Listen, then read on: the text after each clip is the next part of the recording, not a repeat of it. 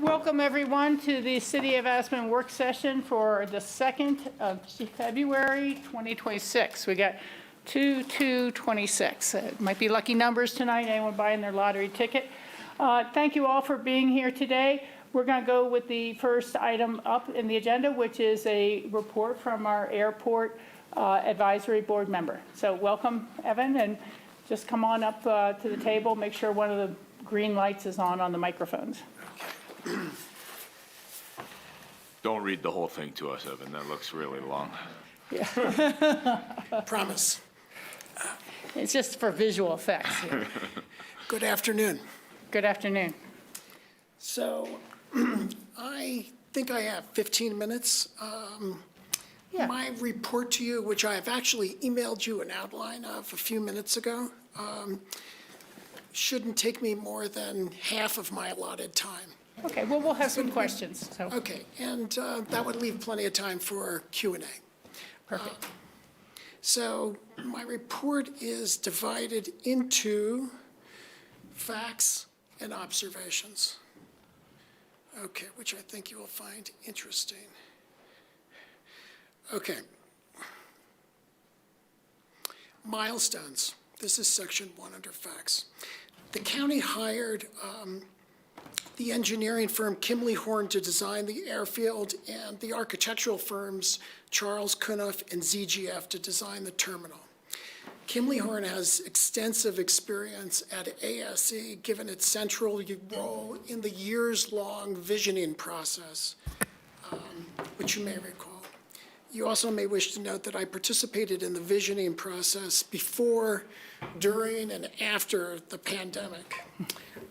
Regarding the terminal's designers, Charles Cuniff, who you may know is a prominent local architect, and ZGF is a national architectural firm that designed the Portland Airport's recent terminal expansion, which incorporated sustainable construction materials within an extremely energy-efficient design.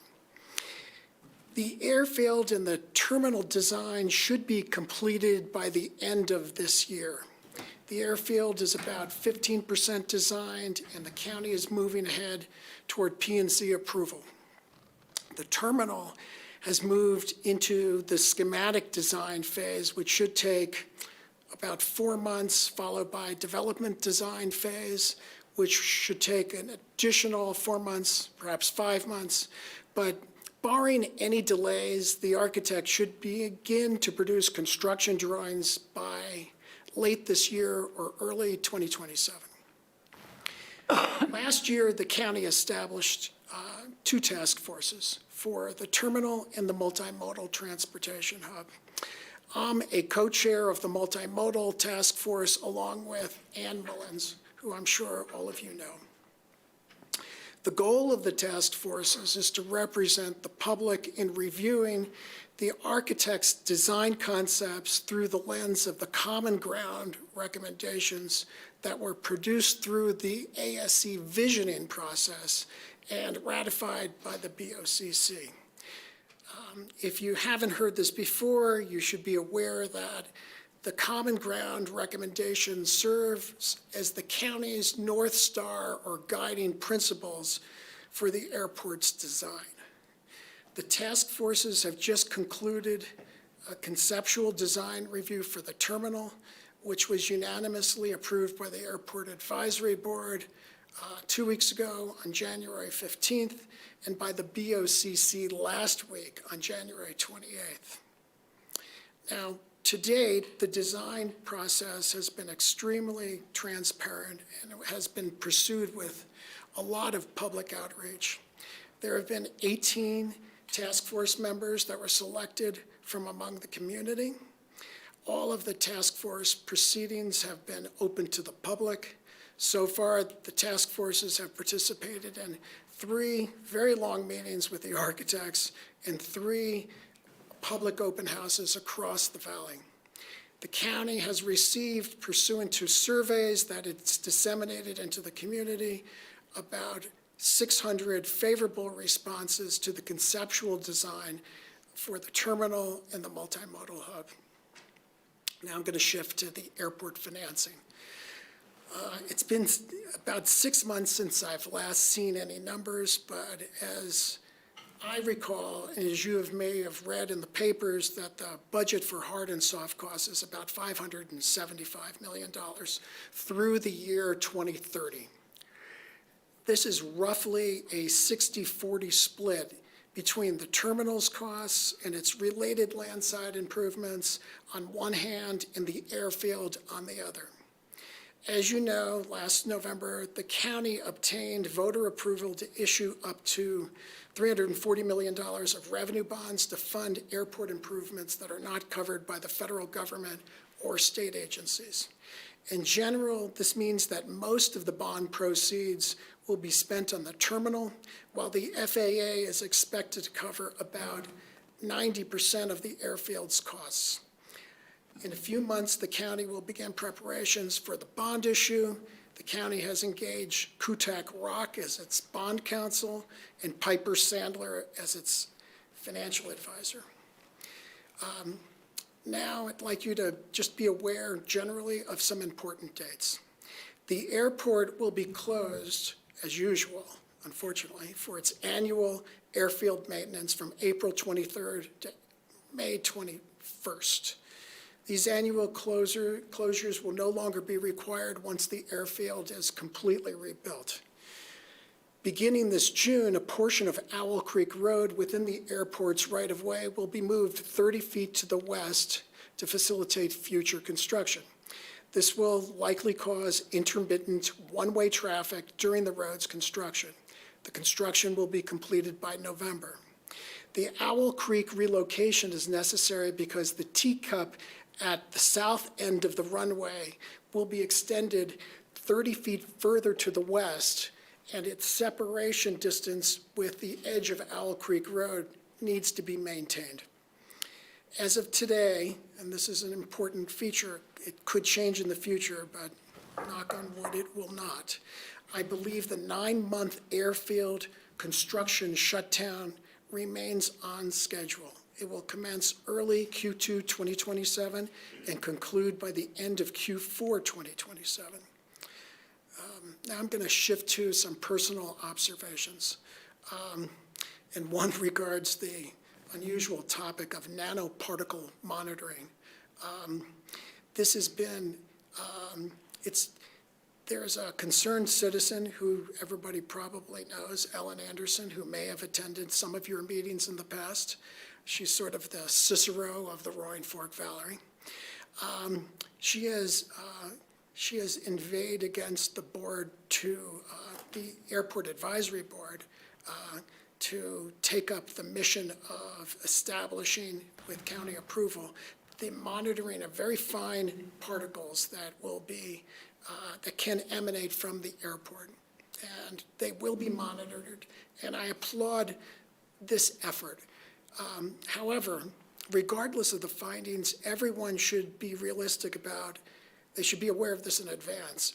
Everyone should be realistic about what we can practically do with this information other than to establish a baseline.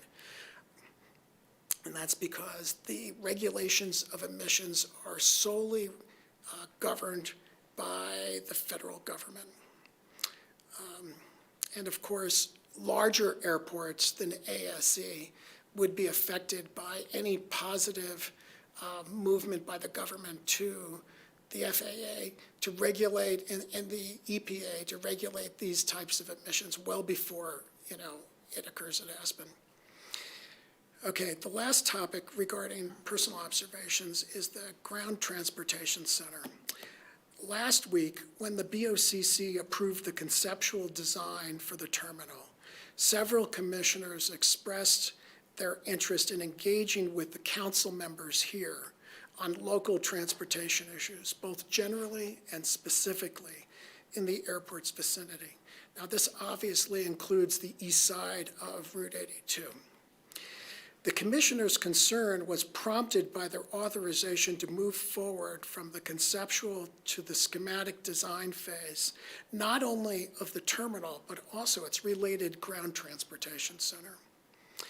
In my last AAB meeting summary report to the council, I included a link to a lengthy report prepared by ZGF. And of course, Bill, I did not expect anyone to read this 300-page report. Today, however, I am leaving a hard copy with Pete, and this is for you to share among yourselves. Section 3 of this report, which is not 300 pages, it's a small subset of 300 pages, addresses the programming issues of the airport's planned ground transportation center, parking, and road circulation. In particular, section 3.1.3 highlights the elements of the ground transportation center, and it seems to point to space allocations for each of its components. I am again bringing this report to your attention because I suspect some of the commissioners may wish to discuss future collaborations on multimodal transportation during next week's joint meeting on February 9th. Perhaps more than the terminal, the ground transportation center remains a work in progress. This is for a lot of reasons, but the takeaway point for you is that it's not too late for you to weigh in with your BOCC counterparts regarding your observations, ideas, and preferences. And that concludes my remarks, and I'm here to answer your questions. Well, thank you for serving in this capacity and reading very thick documents like that and attending very lengthy meetings. We all appreciate it very much. Let me open it up to board questions, and Bill? Sure. Yes, Evan, thank you so much for your efforts, and your reporting to us is exceptional. It helps us digest what I'm sure is a lot of meetings and a lot of time and effort that you've put in. I keep thinking about sort of what I'm hearing, where we're at in terms of design, and then what I'm hearing in terms of start date of construction. Those don't seem to jive very well to me with all the remaining design work that needs to be done, coordination work, permitting work. So I know in your comments just now and in your email, you said you do believe that we're on track for a Q2 start next year for both the terminal. For the airfield. But wouldn't they also start construction on the terminal simultaneously? No. Isn't that the idea? No. Ideally, yes, I don't think it's going to, I personally don't believe that will happen. Right. But with respect to the closure, which principally relates to the airfield's reconstruction, I believe that is on schedule. And it's attainable, like even with. As far as the terminal is concerned, I have no reason to disbelieve it, but, having been around large-scale real estate developments in my career, I know they're always subject to delays and due to multiple reasons, and, I don't know if this is going to be the unicorn. But the terminal, I think, the airfield construction, I think you can be assured it's going to start pretty close to their intended start. And there's no real downside that you can see if they don't make those two sort of project commencements start in tandem.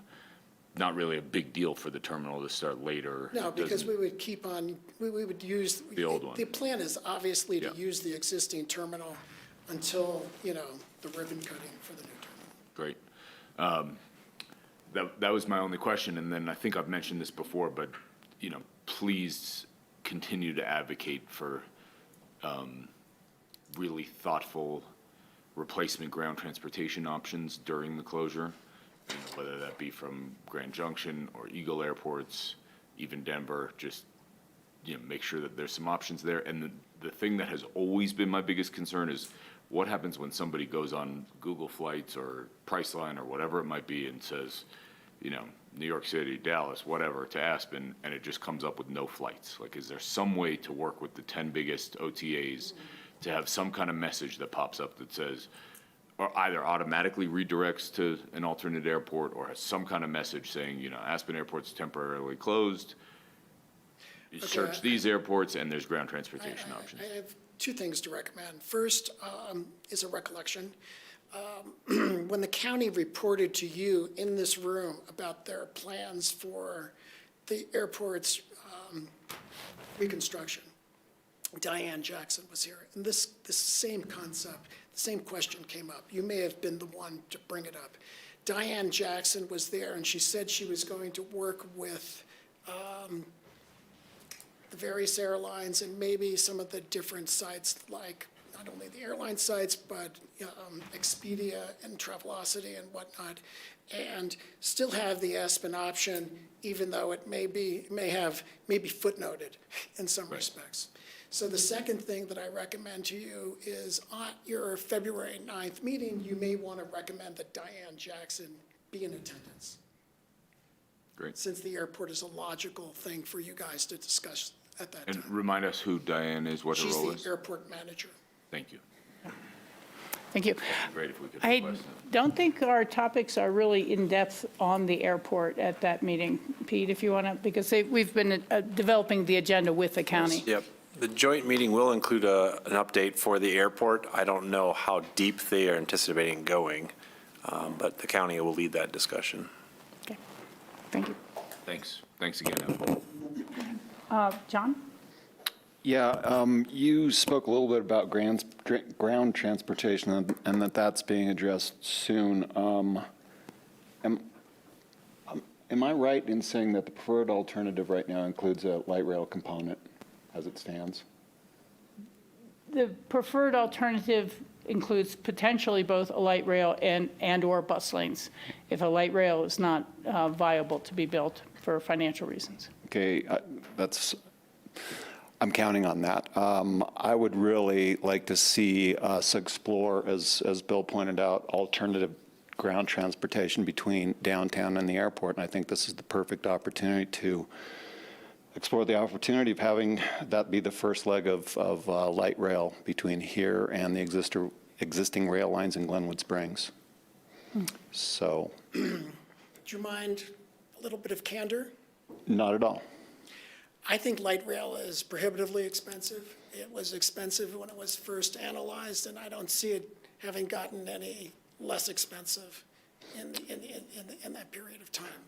I think that similarly with gondola options, while they sound nice and they may be, and they probably are, reasonably efficient from an economic point of view, I think it's sort of a hard lift to get people to go into a gondola at night, much less with luggage if they're going to the airport. Therefore, the third real alternative, which I do believe is a real alternative, is to optimize bus rapid transit between all the different nodes, in the valley, whether it's between Glenwood and Aspen or the airport and Snowmass. Bus transportation is not an easy thing to optimize for ingress and egress to the airport because you need luggage racks and maybe some specialized buses. It's definitely doable. The real issue, and the real issue with bus transportation is not necessarily from a macro point of view. It's really the micro transit revolving, getting people to and from bus depots. And that's really where, that's why some of Edward Ulliman's ideas really come into play. That, with respect to the airport, I don't foresee being financially feasible until a later stage in the evolution of the transportation corridor after the airport and its multimodal hub is completed. I agree with almost all of what you said. In any discussions I've had talking about rail or light rail, the common refrain is it's too expensive. My refrain to that is the longer we wait, the more expensive it's going to be. I'm concerned about what's going to happen in the future in our valley, and I think the current situation with people and in their single occupancy vehicles and the current bus system is not going to meet our future needs. I think a lot of people just won't ride the bus, and I think a lot of those people will ride a train. I agree with you about the gondolas. And how I will respond to that is to say, I really think that trains are a proven mode of transportation.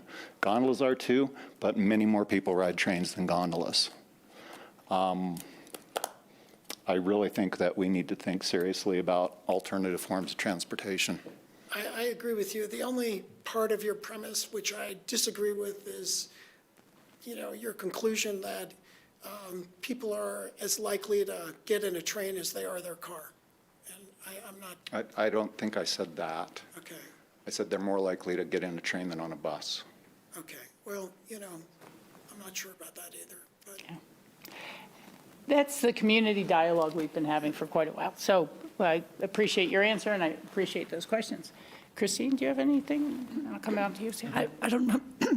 Excuse me. I don't have any questions. I just want to thank you for your wonderful updates. They're very informative, so I appreciate it. Yeah, Certainly. thank you. Sam? Yeah, well, as far as the train conversation, I always wonder if we're going towards like vehicle automation and trackless trams, and that's sort of like the future of bus ridership is just a train on wheels, AKA a bus, but driven by Well, automated services. Yep. Oleman's ideas with respect to sort of autonomous sort of versions of the downtowner that could sweep up people who want to go to a transportation node on close to 82 at the airport, the ABC, Colorado Martin College, or on the other side of 82 at the airport. I think that has tremendous merit. I just don't think that that's going to get done anytime soon. But it's something to work for, and I think that an innovative solution like that, with a different political climate in Washington, could get funded as technology evolves and the political regimes evolve, such that we could be a pilot program for something like that, which drives more people, John, toward buses, which are less expensive than, light rail. And secondly, just one question as far as, are there any more, I think I know the answer to this, public votes needed on the airport, or have they all been more or less decided? I mean, I certainly hope not. okay, none that you're aware of. Other than that, thank you for your thoroughness and your effort on the board. It's very noticed and very highly regarded by myself. Okay. Thank you. I have a couple questions, too. Oh, certainly. Yeah, thank you very much. And they may not be ones for you to have to answer now as much as carry back with you. We did see a presentation not long ago about the wildlife strikes on Highway 82, and that potentially the airport fencing to fence off the runways for safety for the aircraft is going to be really funneling them just more directly onto Highway 82. And to make sure that we're not causing a bigger problem there, and maybe it's more extensive fencing or something like that. But I think that would be something to really dig in on there, would be the idea of what is the wildlife fencing going to really be doing to the Highway 82 traffic. The other is, I am familiar with particulate matter below 10 microns. That's where we're sweeping all our streets to avoid that sort of danger. And there has been discussion of the feds lowering that standard to particulate matter below 2 microns. And I don't know that that standard will be applied at any time soon. A lot of people are very concerned about it. But I do think that continuing to have a goal of improving air quality when and as possible on the airport makes a lot of sense, whether that's how often they end up sweeping the runways for dust and debris, or what we're really hearing more of is the electric chargers for the planes so they don't have to keep their engines idling while they're waiting for takeoff, things like that really kind of reduce that use. And then realizing that there's a lot of complicated moving parts, and you've done a really good job kind of keeping track of those, Evan. The airport, the Pickens County commissioners in the past signed off on a Highway 82 access plan that keeps the traffic light right dead center for the main aisle. And at that time, CDOT and others were telling the board, I was on the board at the time, you really should have it as one traffic light basically at the CMC entrance and into the airport there, and the other one down at the lumberyard, and make the access to the Airport Business Center from town a right-in only and a right-out only. And if you were coming up Valley, you'd use frontage roads, kind of like anywhere else. There was a lot of objection with some of the businesses on that one small block of, quote, Main Street of the business center. But I still think that that is something that the county should revisit and talk to CDOT about, to say, you know, as the airport plans have grown, as the lumberyard plans have grown, separating those and just having 2 lights instead of potentially 3 would really assist with the overall traffic issues. So, you know, it's just something, there was a lot of pressure from a very limited group on the board at that time, and things like lumberyard or airport were so far off in the horizon, they were not being given any consideration.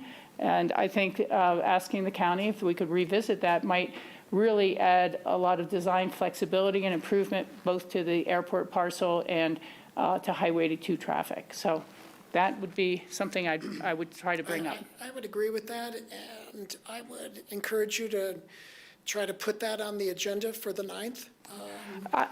We can bring it up here, but I think that your transportation subcommittee should make it a formal request.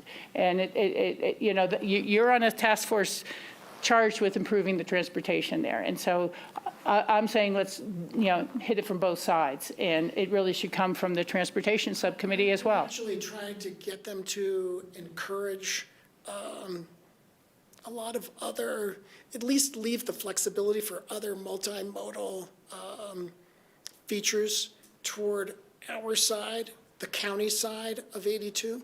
However, like the lumberyard, this is on a pretty fast track, and it involves touching parcels that are not exclusively within the county's domain. So in the interest of expediency, and because the reach of the task force is circumscribed to county-owned property, those requests fell on deaf ears. Okay, well, thank you for That's the why I backstory. suggested- Appreciate that's why I suggested, Brad, appreciate you the guys bring it up. backstory.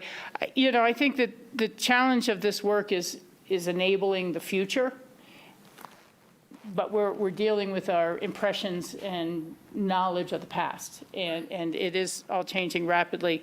I think the opportunities have been talked about for many years. What if there was a baggage delivery system so that, you know, people's hotel luggage arrived at their hotel, and, you know, so on and so forth, but how to really operationalize that and monetize it, it's a real question. So I'll let that go. I will appreciate your advice to us of what to bring up with the county. And I do think that the efforts on the multimodal, to me, are more important than the terminal design, are more important than the runways, you know, in its own way, because that will drive so many other decisions or needs in our community if it's not handled right. Well, that's why I brought this little Long book. piece of work, in case you don't want to go to a link that has a, you know, a weak, you know, throughput in terms of its internet connection, and you want to just pass around a couple of sections, which maybe you could make photocopies of and just distribute it to the council members. I think it would be a good read before the 9th, and if you wanted to, you know, put Okay. something about the transportation center on the agenda for the 9th, I think it would be a good thing. With respect to the frontage road concept and the different lights along 82 between the lumberyard on one hand and the airport on the other, I think the inevitable thing that will happen, you know, and I'm certain it will happen because it needs to happen, is that there's going to need to be a meeting between representatives of the city, representatives of the county, including the airport, and the DOT, probably to put an overpass somewhere between the east and the west side around the airport if for no other reason than to take advantage of technology that could feed people between the different sides of 82 to mass transit nodes. Yeah, it's interesting, and I'll make this our final 10 to 15 comment, year plan. because I know there's other people waiting for additional topics here, but I'll at least express my frustration of people who talk about Edwards plans, Edwards this, Edwards that, which I've been hearing about for about the past 3 or 4 years without ever seeing a public presentation of it. And then you start talking about, well, can we use some of the lumberyard property for this? Can we, and it's like, no, we've actually entered into some contracts and we're using that whole parcel. So, without having this be more than just some whisper campaign behind the scenes, that all could be better if you pick up somebody else's idea that has never been presented publicly to anyone yet, it's really frustrating. So I'll just leave it at that. And thank you for your time, Ed. We really appreciate your reports are exemplary. I mean, really, we get reports from a lot of people, and they're not always quite so detailed. I hope they're just informative. Okay, thank you. We now have, the next item is actually a little update on our childcare facilities. We had set the restaurant presentations up for the last part of this meeting. I'm sorry if anybody felt like they came earlier than they needed to. It's just 4 p.m. is the start time of the work session. So welcome to our Burlingame and childcare update. Fun. Right.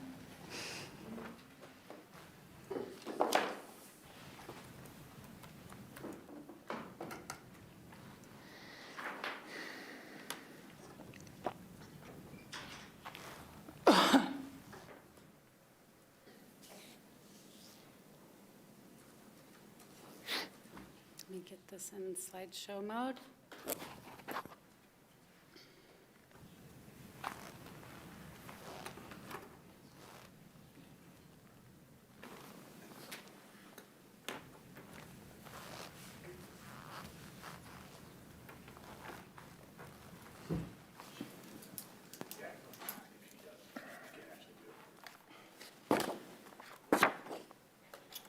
There we go. Hi. Welcome. Thanks for having me. I am Megan Monahan, and Nancy Nichols is joining us virtually. And we are the co-managers of Kids First.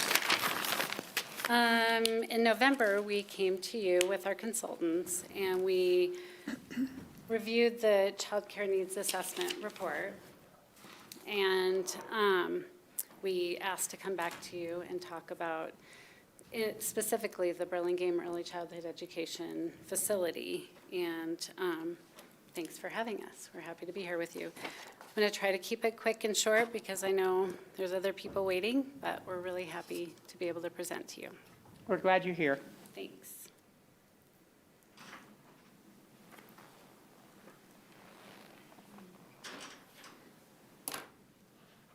Just waiting for it to advance.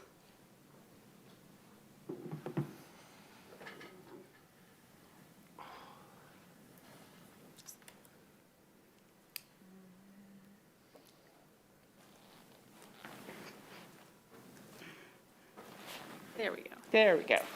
So you're aware of our mission. We just want to remind everyone that high-quality early childhood education lays a foundation for social emotional development, lifelong learning, and community equity. And we are here tonight to ask you these 3 questions, and we'll dig deeper into each one in the subsequent slides. The first question is, does City Council support deferring building the Burlingame Early Childhood Education Center? Next, do you approve, or do you support deferring, do you approve Kids First programming ideas that we're going to present to you in subsequent slides? And then lastly, will you approve an investigation or a study into ways to support early childhood teacher housing? So our first recommendation is to defer action on building the Burlingame Early Childhood Education Facility, pending further analysis or regional collaboration. So you all received your council packets. In page 1 and 2, There was a pretty extensive history of the Burlingame Early Childhood Education Center development. So you all have a good background on that process. We're recommending postponing the construction due to current enrollment trends and demographic data indicating limited demand in Pickens County for childcare. The community child care needs assessment indicated that it could be detrimental to existing child care providers if we built this facility now. It would draw funds away from existing child care centers, and it could create a competitive environment for families and staff. The city holds a 10-year land use approval for this site, which is valid through 2034. And this provides a flexibility for future development if the conditions change. Deferral offers several advantages. It avoids committing significant capital before the need is confirmed. It also allows time for regional collaboration. So that includes partners such as the town of Snowmass Village, Garfield County, bless you. And then also the new Confluence Early Childhood Development Service District. They've just come online. We don't know what their plans are. Yeah. Let me just check in with the board and see if they agree with that decision now, so we can just keep moving this forward. Great. Because it was a very thorough memo you sent us, and I appreciate the presentation for the public and the viewing public, but how do people feel about the recommendation to defer? Bill says yes. Sam, you'd like to? I have questions based Oh, on okay. that, if that's okay. Okay, yeah, we'll do that. I'd say between the memo and what we've heard previously, yeah, I support deferral. That's kind of what I'm seeing as well. It's just the type of funds that we're talking about for the wage enhancement and program support with the actual providers would all be going, for the most part, to the paying for the construction of something that may actually end up stealing business and the revenue necessary for existing providers to do. But Christine, did you? I also support deferral of construction. I think sometimes we do studies and they give us answers we already know, but in this situation, this is a different outcome than we thought even just a few years ago, and I think this is the right recommendation. Sam? And the question I had was an email we received from a family over at Burlingame asking whether this should be transitioned to 2 single-family homes. And you don't need to answer it now, but I just thought it would be something to consider as whether, we're deferring on it, but should we have the hindsight to start, building in line with the lumberyard more single-family homes in this lot, because at the lumberyard we have a plot potentially designated for childcare over there. So now we have 2 potentially designated childcare plots. Maybe one of them should be transitioned to home ownership. Just food for thought as you consider this further, so we don't just sit on good opportunities for too long. Mm-hmm. Yeah. That's a good comment. Appreciate that. And, for me, I would see something more than single-family homes on that plot, but might take a rezoning if that's what's happening. But I think it'd be necessary for a much bigger council discussion and some real commitments to preserving at least one of the locations, and how does that really work? So, okay. Right. We'll move Okay. on to the next. So we'll move on to the next slide. Our second recommendation for council is to consider investing additional staff time and energy and possibly funds to develop new ideas to strengthen existing child care centers. So one of these ideas is a business voucher program. So this would be partnering with local employers to invest in and share child care costs with their employees. And another one would be the provider-based support. So this would be much like our infant toddler subsidies, and would help stabilize child care budgets. The third one is a small-scale capacity expansion. So we've discovered that there are some untapped resources that we believe could provide a much faster way to increase capacity at a smaller scale than at Burlingame. Mm-hmm.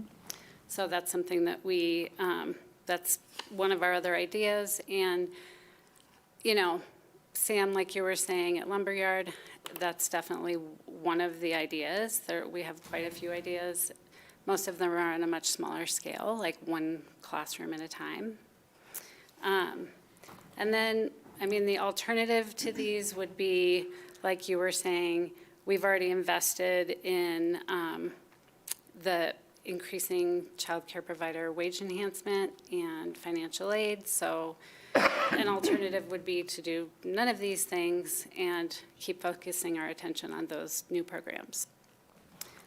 Our last recommendation for you is to consider evaluating housing needs for our early childhood education workforce. So we all know that childcare and housing are major issues that impact the livability in our community. So if you approved this, we could spend some time investigating opportunities to align childcare, housing, and workforce strategies. And when we look at the Burlingame, the land there, Sam, like you were talking about single family, well, it may, Maybe teacher housing. yeah, maybe it will require rezoning, but maybe it's teacher housing. And that's just one idea, and we would love the opportunity to explore other ideas. It may involve hiring a consultant to help us with that study. So those are our questions for you all. And I'm just going to go to this next Okay. slide that really sums it all up. Okay. So the first one, does council support deferring action on building Burlingame ECE? That was a yes. Sounds like a yes. Do you approve investing in sustainability? So those three new ideas that we had. That first one is the voucher program to partner with employers to share the cost of childcare for their employees. The second one is base funding, so developing some kind of base funding for childcare centers. The third one is to investigate other ways to expand capacity on a smaller scale than Burlingame. Then also, do you have ideas? Let me offer a few comments first, if that's okay. On the business voucher idea, do the businesses get some sort of tax deduction for contributing that as opposed to its salary or something like that? So the reason we're coming to you all is we want your permission to investigate these ideas and develop them. We have not developed these Okay. ideas yet. Okay, that helps clarify a little bit. I in particularly am interested in examining the small-scale capacity. I can say that, it seems something very reasonable, and it builds off of what we already have and potentially improves some of our physical structures of what we have. So I can say yes to that. And then this is something that you can answer at another time. It's not for now, but I'm very interested that we looked at the birth rate in Pickens County, which of course is declining, probably for a lot of reasons. It's declining across the country as well. But I think it'd be valuable to try to find out what has the birth rate been, say, in Garfield County and things like this, when we know that 65% of our workforce comes from outside of Pickens County. And that might be interesting information for our new representative onto the Early Childhood Education Coalition as well, to have a deeper understanding of that.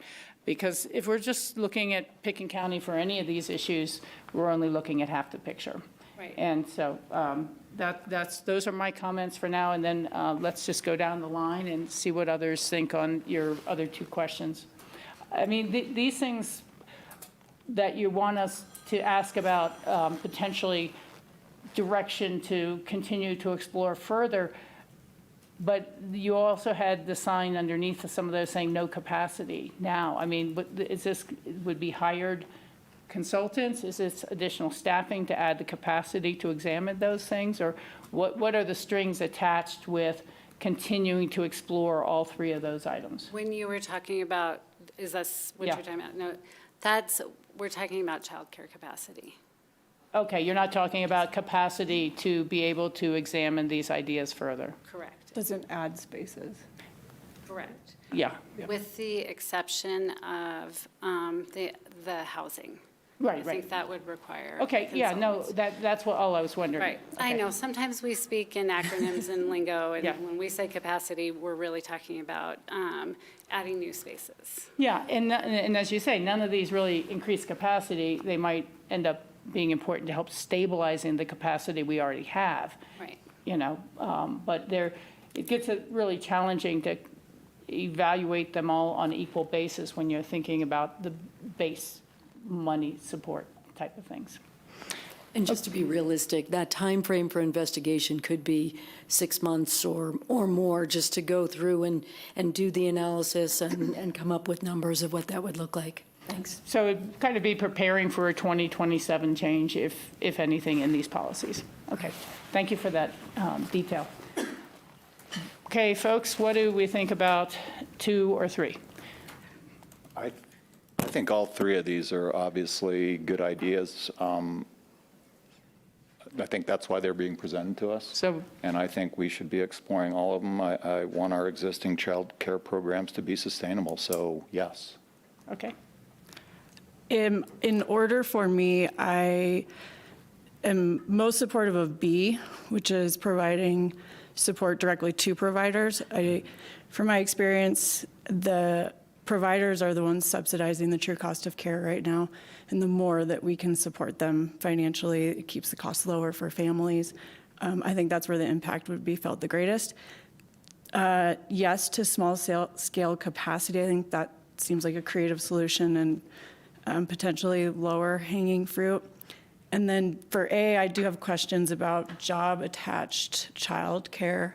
If you're providing business vouchers, the same kind of questions that we have with job-attached housing. Do people stay in their position because they're getting free childcare? And then in terms of housing, yes, we need housing. So would be interested in what some of those options look like.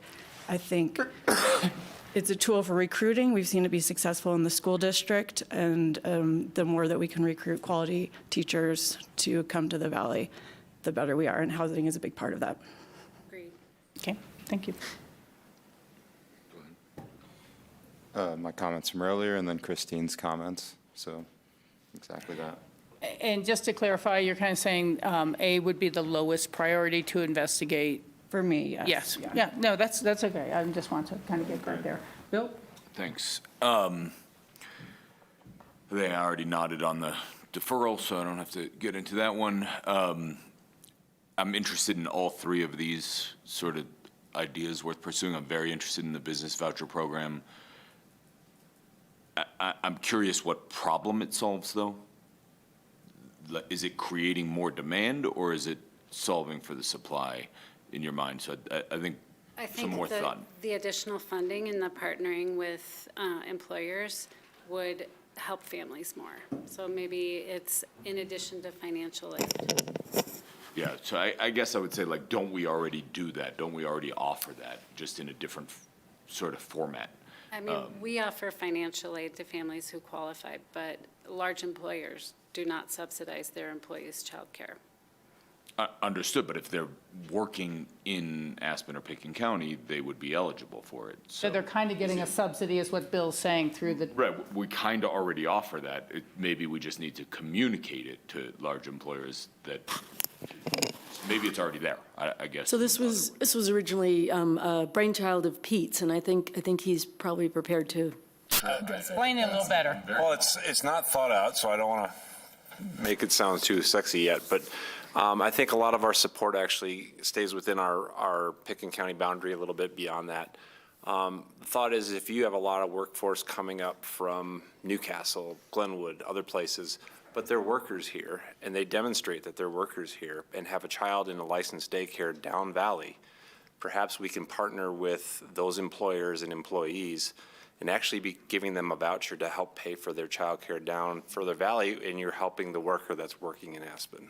Got it. That was the piece I was missing. I didn't understand that it was for child care centers down valley. Thanks for clarifying, Pete. Yeah, thanks for clarifying. I'm totally open to learning more and discussing that. I think it's interesting.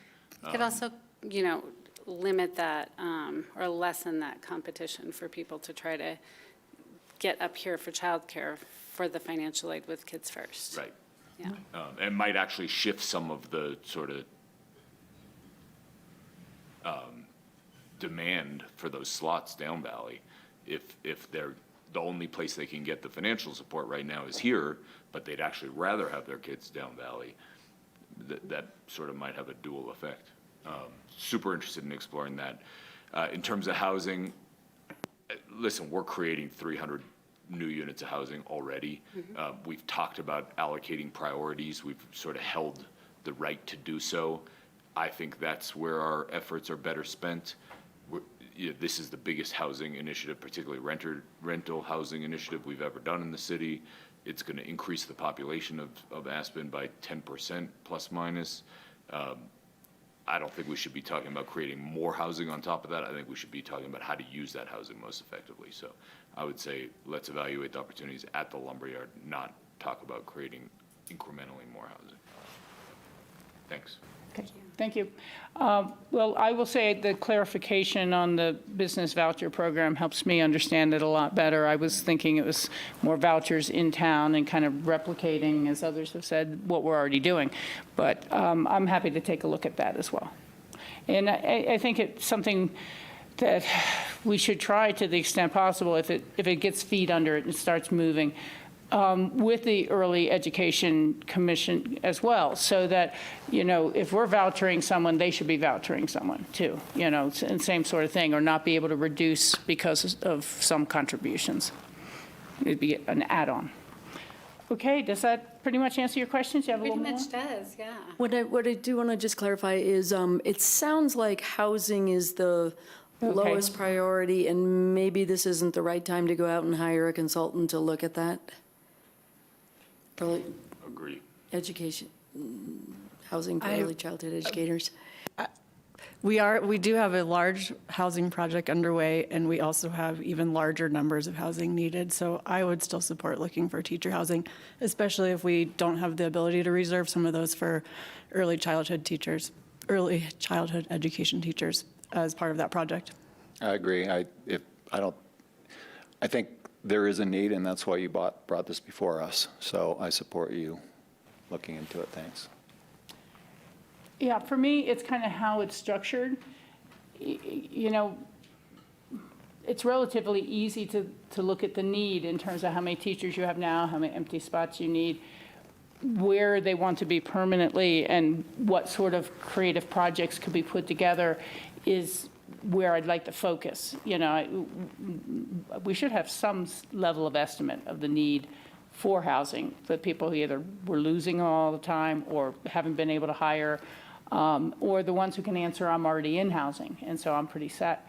But so focusing on, are there unique opportunities or partnerships with some others, I'd be open to looking at that too.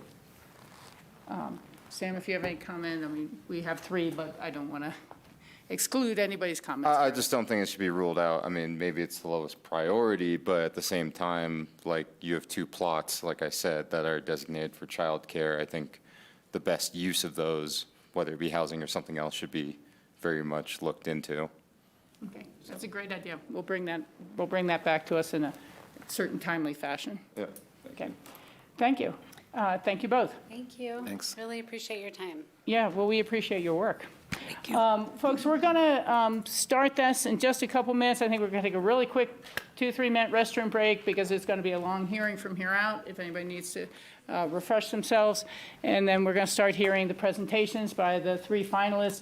I think you may or may not know, but Masala and Curry have withdrawn from the competition. And so we'll take just a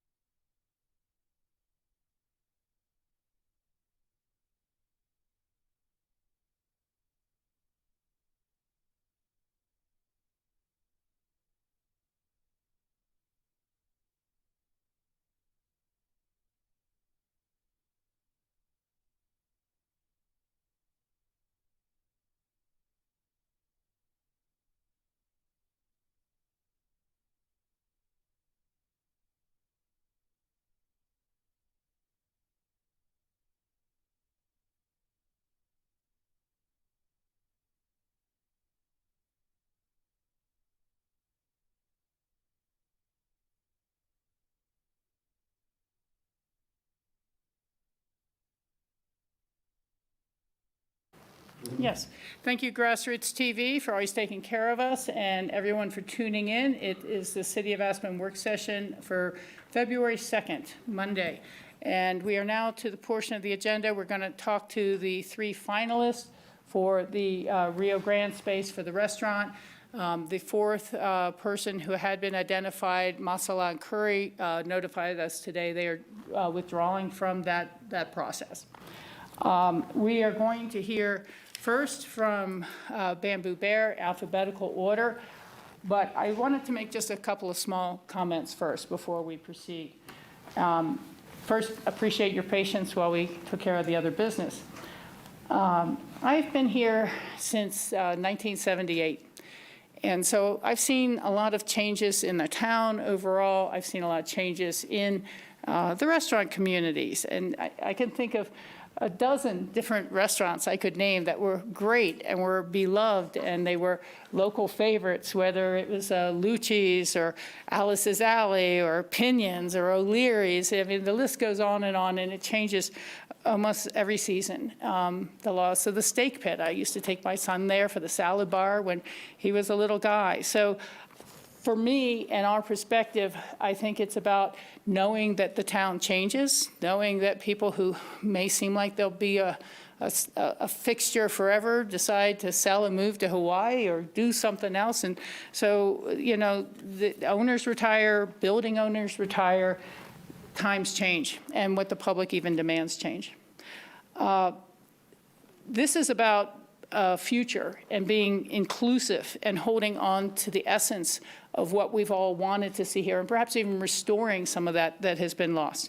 And I think we want to be deliberate in our considerations of that as what this is for the future. And then from the council, I have to say, you know, we kind of inherited a little bit of a situation with a restaurant that had failed in that original space. And it took quite a bit of legal work, frankly, to get this back, and a little bit of money to get this space back for the public. And so this is a very important choice, and it's something we want to see last, satisfy our community, and really fulfill a niche and be successful. I do have to say that we're not going to make our final decisions tonight. We're going to listen to the presentations. We may be asking for some additional clarification confidentially through the attorney's office for commercial businesses on the financial viabilities and backgrounds of the organizations. Equally asked and equally responded to, we would hope. Some of that information has just been a little obscure to us, or we have more questions about what is meant by some of the terminology. But what I want to say is that no doubt, whatever this board chooses, we're going to be criticized. We're going to have 1/3 to 1/2 of the town not happy with whoever we pick. And we know this because of the letters the editor we're getting, the letters personally we're getting, the email and the Facebook campaigns, everybody trying to get their favorite in there. And I can understand that. I've eaten at all 3 restaurants, and all 3 of you have really good food, and you have good loyal followings. But I just want to say this is what comes with the job. And we have multiple factors to consider. We're trying to do this in a very open and transparent way. And we've taken it on ourselves rather than have an internal city staff committee bring us a recommendation and make choices. So this is on us. We're moving this forward as quickly as we could to have this open and serving our community and hopefully offering a great home to a great restaurateur. So that's all I really have to say, other than in the course of our discussions or questions, whether it's discussions tonight or discussions when we do take a formal action, this is not about disparaging any one operator or any one restaurant or acting on rumors or, you know, saying someone's better because they're not as good a cook. You know, this is not what we're here for. And I just wanted to put that out there, that it's always hard sometimes to make sure your comments are not taken the wrong way. And so I want us all as council to be extra cautious on that. So thank you all again for being here. Thank you for taking the time and the risk, perhaps, to put in an application. We really appreciate the diversity that we saw, and even thanks to all 12 of the original applicants, but we do need to move forward. So with that, we'll ask the Bamboo Bear representatives to come up onto the table and give us your presentation about your business and why you think you'd be a great fit and what you would like to do going forward.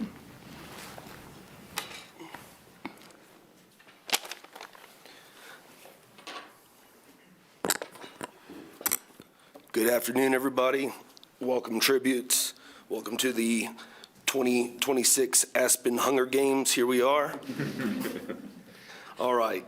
With that being said, my name is Vincent Bagford. I'm the chef and longtime aspirant operator of the Bamboo Bear and co-founder of the Bamboo Bear. Standing at the heart of the Bamboo Bear is my wife. Vietnamese food is served in a concept that created for this market. It's her family's food, culture, and recipes, and these are the things that we like to put into our restaurant.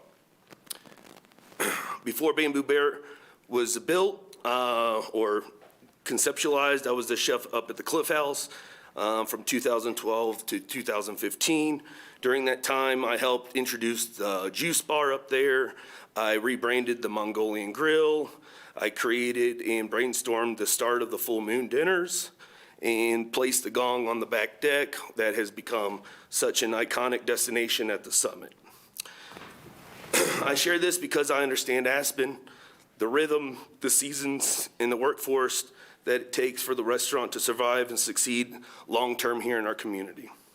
Bamboo Bear was built... You can slow down. We're not in a hurry. Okay. You have all the time that you need. Everyone will. Bamboo Bear was built from this understanding. The meaning behind Bamboo Bear is Vietnamese saying, be like bamboo, deeply rooted, flexible in the wind, and strong through all seasons. That philosophy stands and defines Bamboo Bear. We're deeply rooted in our community, flexible enough to operate through Aspen seasons, and strong enough to stand the test of time with this community. What Bamboo Bear has became in Aspen, Bamboo Bear was not just a restaurant. It was a place of gathering, a place of reconciliation, a place of community. As a son of a Vietnam vet, my wife, it was very meaningful to see other Vietnam veterans, and this was a letter sent in from one of our customers to say that him and his groups used to come in and take it as a reconciliation, be able to speak with Soon, speak with us, and it was a place where they could gather for birthdays, holidays, late dinners, and everyday meals. Friends and families that we often call found families came together. It became a refuge, a welcoming place where people from all walks of life felt comfortable. That does not happen by accident. It happens when a place genuinely becomes a part of the community. And we opened up as a pop-up restaurant with total uncertainty of how long our lease was going to be at the Mark Hunt building over there at 730 East Cooper. And the longevity of Johnny McGuire's was so loved. So we knew we had huge shoes to fulfill, and I think we hit the mark when it came to that.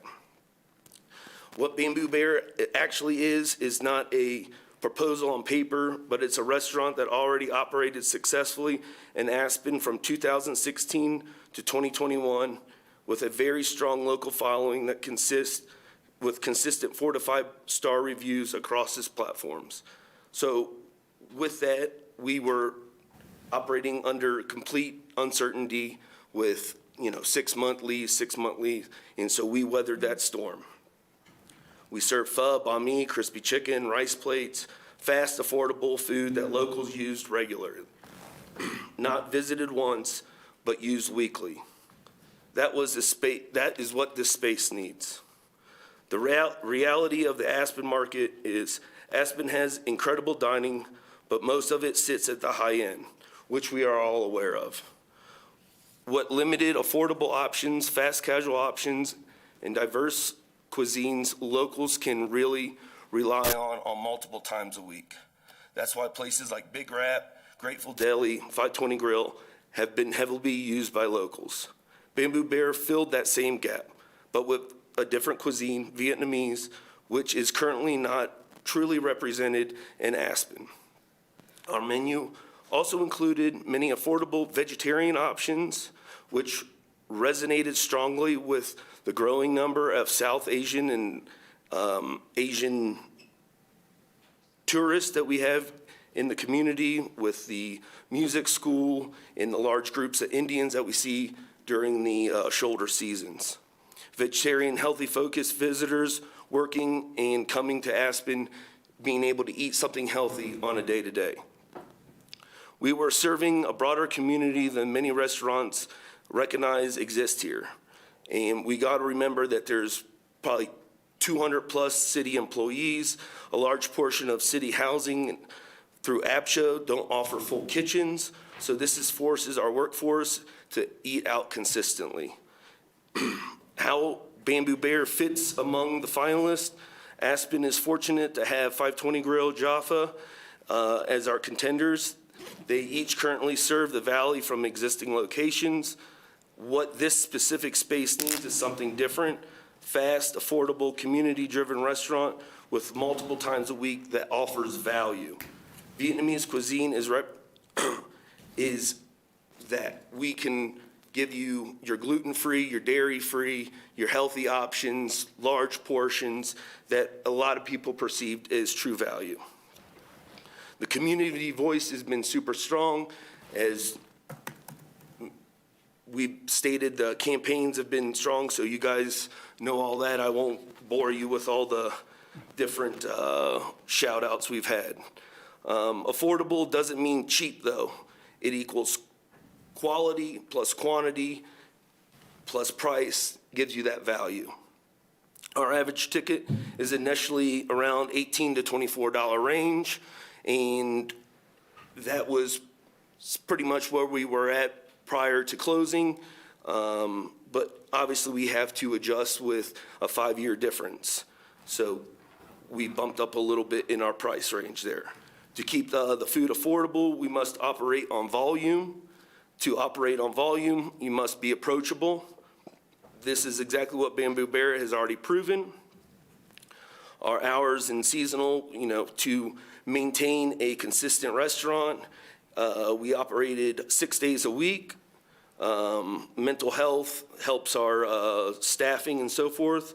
We closed 2 short windows on the shoulder seasons after Halloween, before preparation of ski season begins, and after mountain closings before the summer returns. This is how we operated before, and it worked for us. This keeps staff healthy, food quality consistent, and restaurant sustainable long-term. And it helped me be able to source the quality products that I needed, because I would drive down every Wednesday to pick up the ingredients and so forth from Denver. You have anything you'd like to add? Okay, so most of the important thing my husband already say. So because I have a little bit limits on the language, Please. so I just, yeah. So we, like he just said, we put out our sweat equity to try to somewhere else, not just like just staying at the one spot and waiting for the delivery. So that makes us more flexible, and we can cut the cost of the food down so we can be able to make it, the price, we can make it more affordable and is reasonable for the town and for everybody, from the worker, from the, everybody. Even we eat our food at the restaurant as well too. So, and after we closed like around 4 years, and we still have a lot of compliments from people around, from everybody else. And, when we walk out the town and we have very welcome and shake hand and hi, how are you?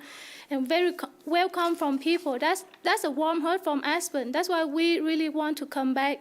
And yes, Bamboo Bear is looking for the great home, like you say, the great home to be able to continue our concept and be able to make what we do and keep it long term. Thank you so much for your time, for, even like you say, this is not a competition, actually. This doesn't matter who we choose. We're still happy for everybody, for that people, and we know that it's hard decision for you guys. And then hopefully that us or other people can do the right thing for the town, make Aspen have more and more play affordable and support for the town more. Thank you so much for your time and support. Thank you. I would also like to end up why this matters to Aspen. A successful restaurant in this space is more than a tenant. It is public goodwill, it is an amenity for the locals, and it's a place that communities can come together. And then when that food comes from a Vietnamese family sharing our culture through food universal language, it becomes something meaningful and lasting. We were considered a good tenant and lease ended with no issues. With our 730, it was just that building was set to schedule to close. So finally, when it was Mark Hunt asked us to leave, we ended up, leaving with our 90 or 60-day, which would have been 5 years ago on the 31st of January. So how time has brought us right back to this time. And I like to say that we closed with no outstanding debt or any issues. So thank you for your time. Thank you for your consideration. Thank you for the city of Aspen for giving us all the love and support. Thank you. Council members, do we have any questions you'd like to ask? And I would just like to say whatever questions, unless they're specific to a single operation, menu or something, we will try to ask the same questions of all applicants. So listen to the questions and be prepared. Happy to start. I thought Sam was, No, let Bill start. okay, Bill, you can start. Thank you. Thanks to all three of you and all of the applicants in the first round. I'm so grateful for the effort that you put in. I'm so excited to have at least one of these concepts represented in Aspen, and I'm also excited for the potential for some or all of you to be involved in the Armory Food Hall project in the future. So I know it's a lot of effort to get to this point between the application and showing up here today, and maybe not necessarily your favorite sort of environment to be in, and we appreciate that and understand that, and I really, really thank you for everything. I'm a big fan and a customer of all three of you.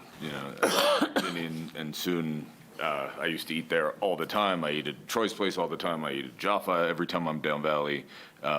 We have three incredible choices in front of us that I think very much meet the sort of desires of concept, desires of food, execution level. I have a lot of confidence in all three of you. So we're lucky to be choosing between three great options. Here's my three questions, and like Rachel said, I'm going to ask them to all three of you. This offering is for a subsidized rent, as I'm sure you're well aware. I'd like to understand how the fact that this is subsidized rent and subsidized space, and when I say subsidized, I mean below market, costs less per square foot, costs less in total than a comparable space would cost in Aspen that was privately owned, almost certainly. So how will the fact that this is subsidized and below market translate to your operation, to your pricing, to the service level you're providing? What does it mean to you in your eyes that you're going to be operating in a subsidized rent space? Like I pointed out, I think value's very important to the community. For the money that you guys put out, you want to feel like you've gotten value for what you got. You don't want to feel on the short end. So I feel we can definitely provide that with quality and the quantity of food for the price point that we offer, which gives you the value, which gives you the subsidized, that it allows you to provide a menu that's approachable and affordable. And this was something that we were doing way before the affordability crisis came into dialogue. Great. Have you explored any free market spaces in addition to this space? And if so, why aren't you pursuing any of them? Well, prior to us leaving, my mom was diagnosed with cancer, so it all ended up having, in timing, it was awesome in the sense that I was able to go home, spend time with my mother. She passed away February 11th of last year. So now that I don't have that on my radar or in my responsibility realm, came back as soon as I heard that this space was having trouble. I showed back up into Aspen in June and submitted a proposal to City Council middle of summer trying to get this space. Unfortunately, Brendan was in such a situation that it brought us to this round table that we're having today. So does that answer your question? Yeah, well, let me ask it again. Have you recently explored any alternative spaces that it may or may not be available in Aspen and Have I looked at comparable spaces? Yes. But again, when I came back to Aspen, I kind of specifically came back because this space was having issues. So I moved from Ohio, came back here, and relocated back into the valley to, So we are the only one, the first and the only one contact to Brandon. Then, Brandon lets us know the situation of the location. And we try to work out with him, but at the same time, he's trying to work out with you guys too. So it's not happened when we want to transfer with just only turnkey and me and him. So then, everything it come until now. So. And we looked at a space when I first got back. There's a space in the ABC that Meat and Cheese uses as but it's more like a catering kitchen. And so, I mean, yes, meaning we understand that the value of the subsidized rent that the city. Okay, I'm also asking this, and so you have this context and others can think about it too, is I want to understand what we might be able to do to help more of these types of concepts exist in Aspen, even outside of this conversation. That's why I'm asking that. So, if you had seen other spaces and you said, yes, the space would work well, but it's 3 times the rent, that gives me one piece of information. If you say there are no spaces available, it's another piece of information. Or I looked at a space, but they're converting it to a retail store, different piece of information. So it's sort of beyond this interview process, but I'm trying to think about how to make this exist in the long term. All right, my last question is, as you alluded to, Vinny, the previous tenant wasn't prepared financially to weather sort of the costs of opening a restaurant and operating a restaurant through sort of up and down periods of demand in Aspen, and just didn't have the financial capacity to do that. It's important to me that whoever we put into this space does have that capacity and is prepared for that reality. So to the extent you are comfortable, and only to the extent you are comfortable, what can you talk about tonight?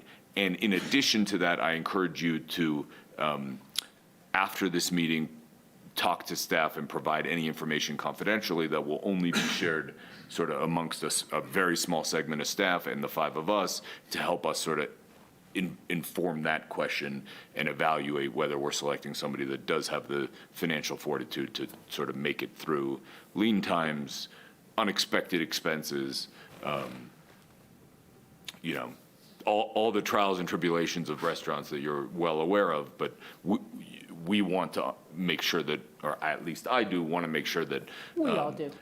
that we're selecting somebody that can handle that. And that's totally understood. And me personally, I wouldn't want to put myself in any kind of financial situation that I wouldn't be able to take on. Debt is not a friend of, I don't look at debt as a crutch, and that meaning we opened Bamboo Bear very slim with our little bit of savings that we originally opened the pop-up. We were successful through those 5 years. We were managed to, put some money back during that time. That's been waiting to be able to go into a space once we found the opportunity to move forward.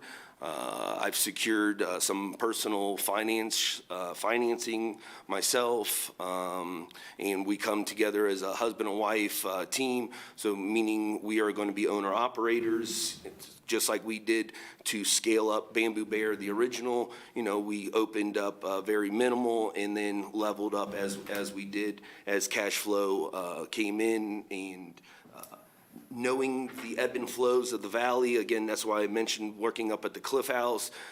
This is, and I also work catering, so I understand the off seasons, the slow seasons. You know, it's feast and famine. You got to be able to know when to be able to hold back money, put it away, because when you're getting those really good sales during July, August, those aren't going to be happening come September, October, November, get you all the way into the holiday season. So you got 3-4 lean months. So, you know, again, Aspen's operating at a full capacity of 6 months out of the year. But that is not our business model. Our business model is locals. Locals are here year-round.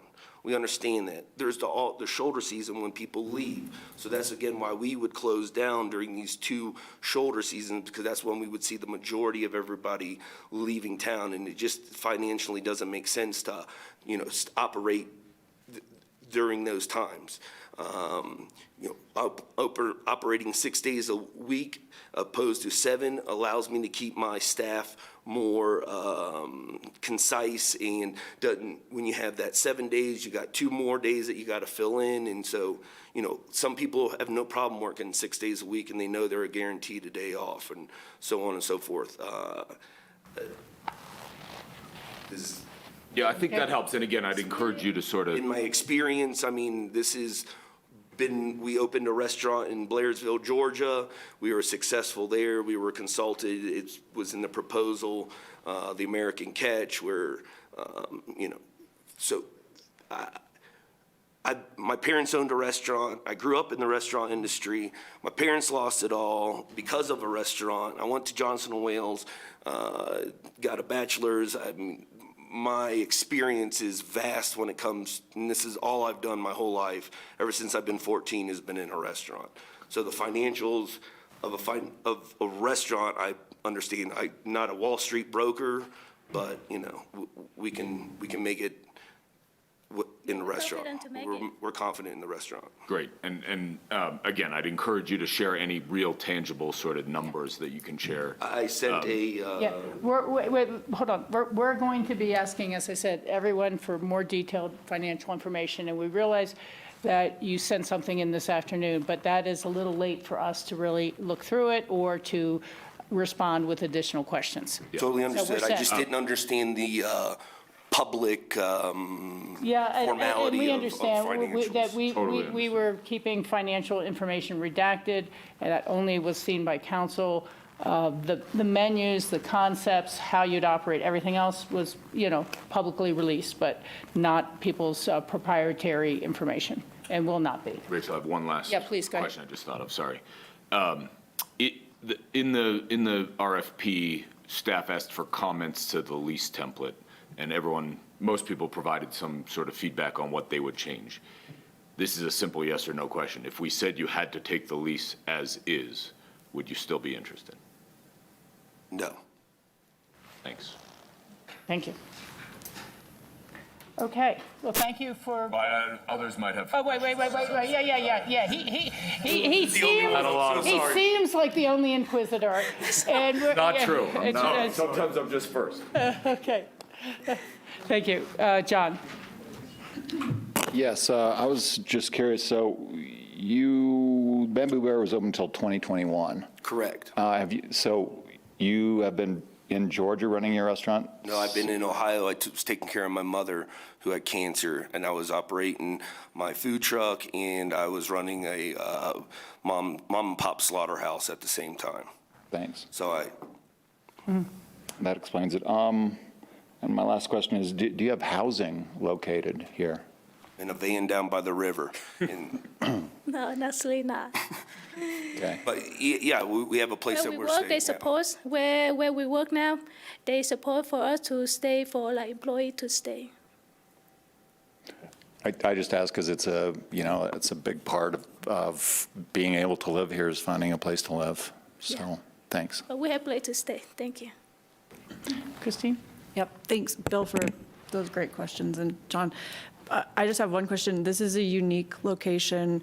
It's on the park. It's accessible to a lot of families, particularly in the summer. And you loosely addressed this in the application, but how would you cater to families, younger kids, particularly those who are at the skate park all day? Kids love Bamboo Bear. I mean, we got our chicken wings, we had spring rolls, we got dumplings, they got rice plates, they got noodles. I mean, we always, boba tea. I mean, we were like one of the first people doing Thai tea and boba tea in this town.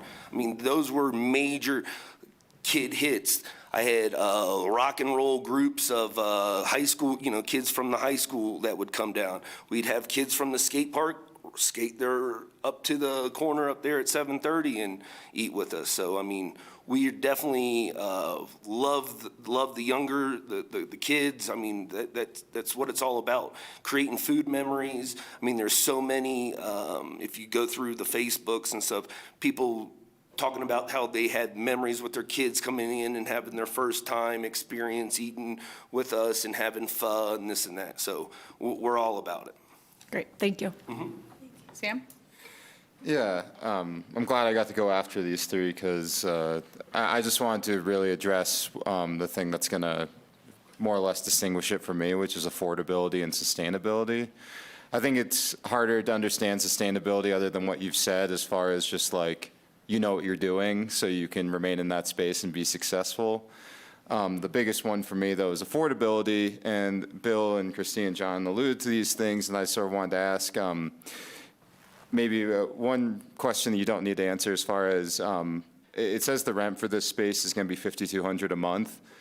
Are you willing to answer, is that more or less than what you paid 5 years ago for the space you had? About same, but different.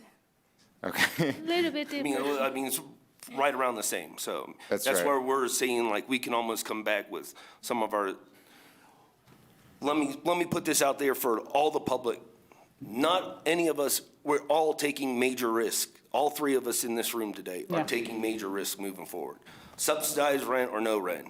It takes people coming in through your door. That's why I mentioned that you need volume, especially with affordability. It means we have lower prices, we need more people coming through the door. It just doesn't mean that we can offer something affordable. We have to have the support. Any one of us restaurants in here that are pitching this today have to have the support of the community coming in and spending the dollars. We can put up a $2.99 bowl all day long, but that means you're going to have 200 people come through the door, right? Mm-hmm. So again, this is like everybody's caught up on this affordability. It's affordable. Yes, it needs to be affordable. We all understand that.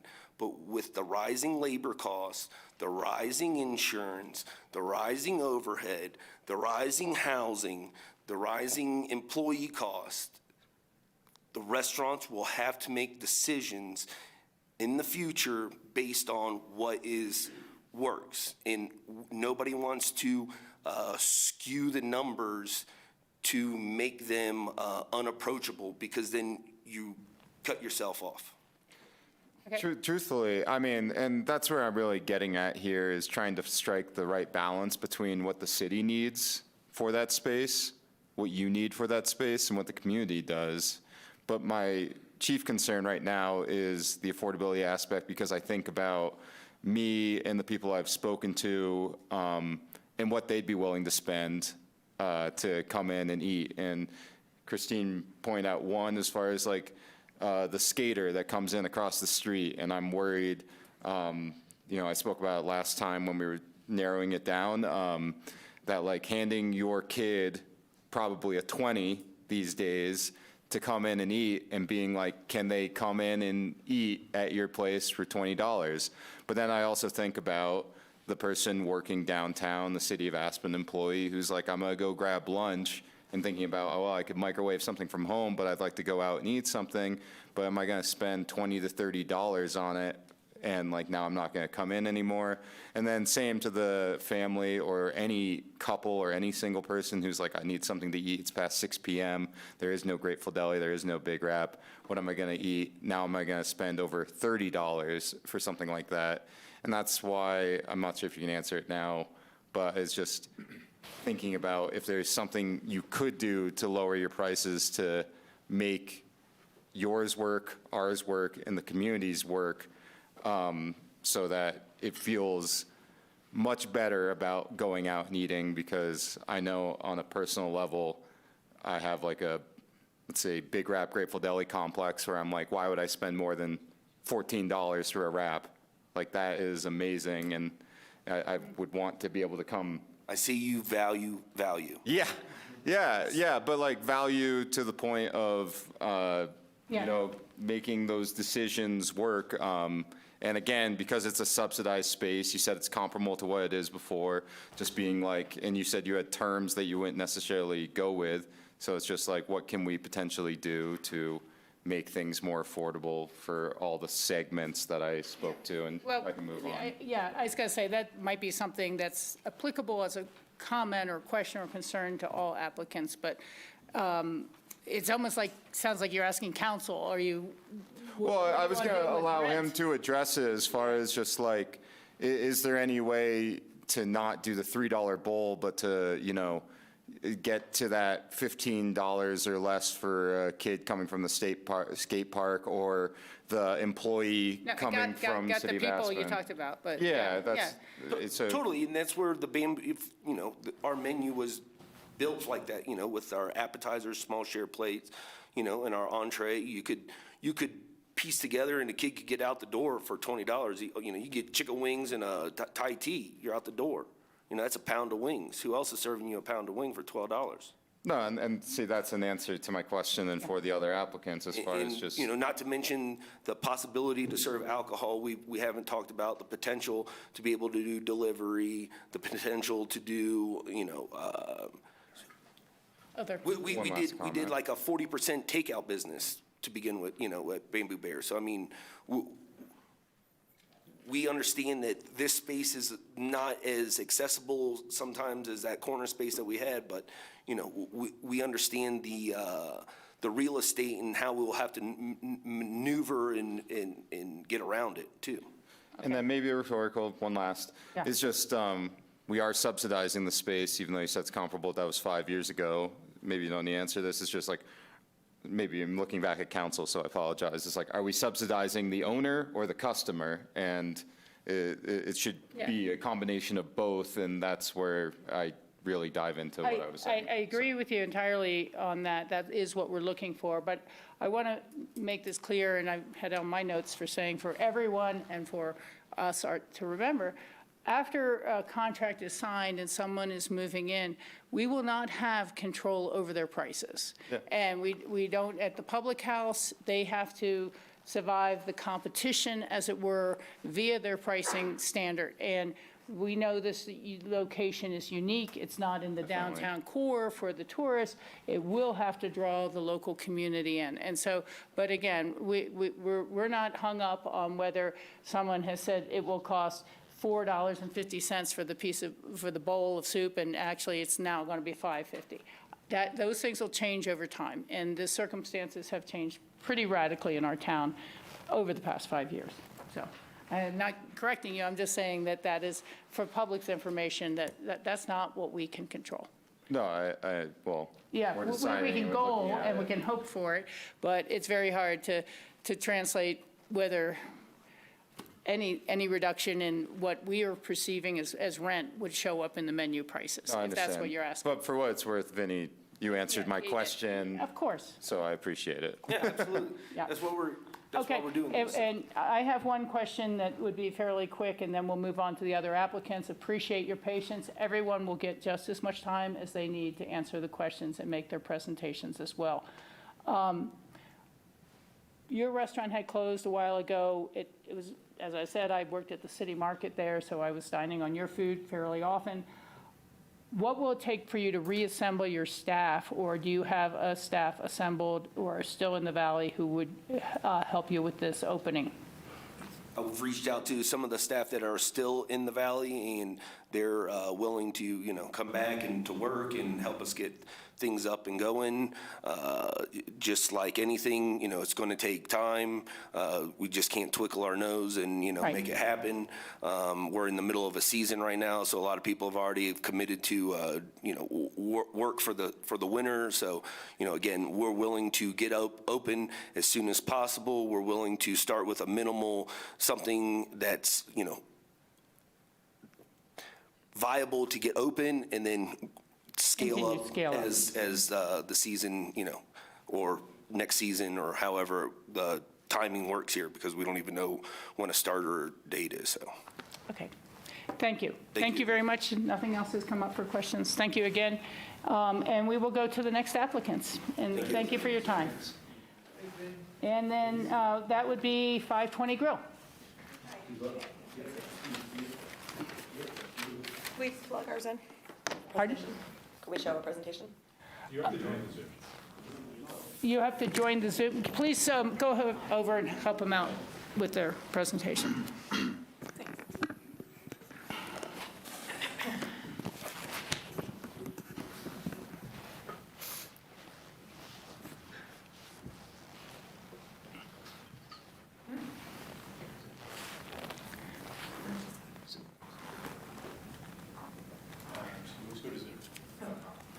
While they're getting set up, I think it's worth mentioning that Troy and I share real estate in the building. I'm on the board of the association of that building, but I am not Troy's landlord. I don't have a direct relationship with Troy in any way, shape, or form. We have a relationship with his landlord, and I am not his landlord. So, And but I am a frequent customer, that's for sure. And the association board doesn't set rents or anything like that, affect any of those elements. And you, and if I say anything wrong or ask the wrong question, you let me know. Are you aware of the potential increases in rent or special assessments post this renovation of the building? In a very high-level sort of way. I don't know what his current lease looks like, what he may or may not be responsible for. But even for your space, do you know from your space what, because you rent there as your No, construction? I own condominium units Okay. along with a group of partners. Okay, and so from your ownership and your part, do you have a sense of what is happening to the rent or the HOA dues or whatever you want to call it? Not rent. Rent wouldn't have, Yeah. my You don't rents have have rent, nothing but- to do with his Yeah. rents. Do I know what his landlord is responsible for in terms of special assessments? Yes. How that translates to what Troy may or may not be responsible for, I have no idea. Okay, I know, I was just kind of wondering, we're getting so many letters with people filing, different angles at which, it should be a for or against, and, No, I would certainly, this is something I've been meaning to discuss with Kate. I've thought about it a lot, and I don't think that I have any sort of direct Yeah, business no, relationship with Troy. I didn't think you did, but, Yeah. Councilmember Guth and I talked, and he told me the same information. I cannot find that under our ethical code, this disqualifies you or conflicts you off, because you don't have an ownership interest in this particular applicant's space. He does not pay you rent. There is no direct financial relationship there. So that's my assessment on the Yeah. issue, and again, we've. no, and I fully agree with that legal assessment. I was just kind of wondering with these letters, well, they already have a space, blah, blah, blah, well, how, and it's impossible to know, as I said at the beginning, how secure any building is, that way with changing ownership, changing times. And if I could, Mayor, Please. I know this came up during your conversation with the last applicant. I know the press is here. The applications we did receive from all of our applicants some contain more, some contain less financial information that would be deemed confidential commercial financial information. Under open records laws, we do not disclose confidential financial information. And so we have withheld that information from the production of the packet Council was provided that information with some legal advice about its treatment under open records laws. And so I just wanted to clarify the record on that, because I think it's been mentioned here. Yes. And I just wanted to provide a little bit more explanation as to when we say you can provide it confidentially, again, to the extent that they provide us information, it meets, or they deem it to be confidential financial information, commercial financial information. They're protected. They have some protections because it could be used for fraudulent purposes, especially tax information, bank account information, credit reports. Those types of documents are protected. Thank you for adding that. We appreciate that. Share it. Yeah. Share. Justin, oops, sorry. Okay, JUSTIN dot UDING.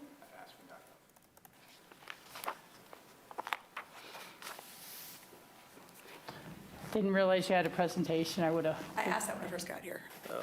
Yeah, but you said, can we make our presentation? I didn't realize it was in a laptop. I'm sorry. I would have. No, I pointed to the IT guy. No problem. Short, We got time. short and sweet. just visual. Okay, so Justin's got it. Just gonna cue it up if you can.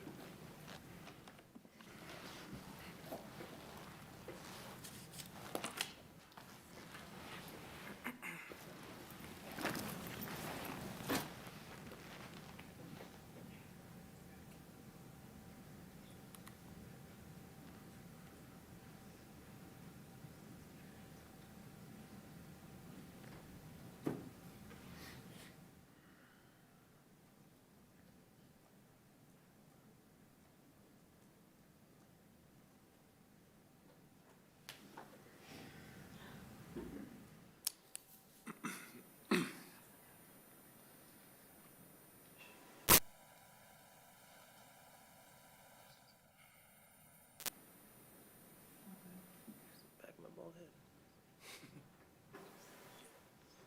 Worse by then.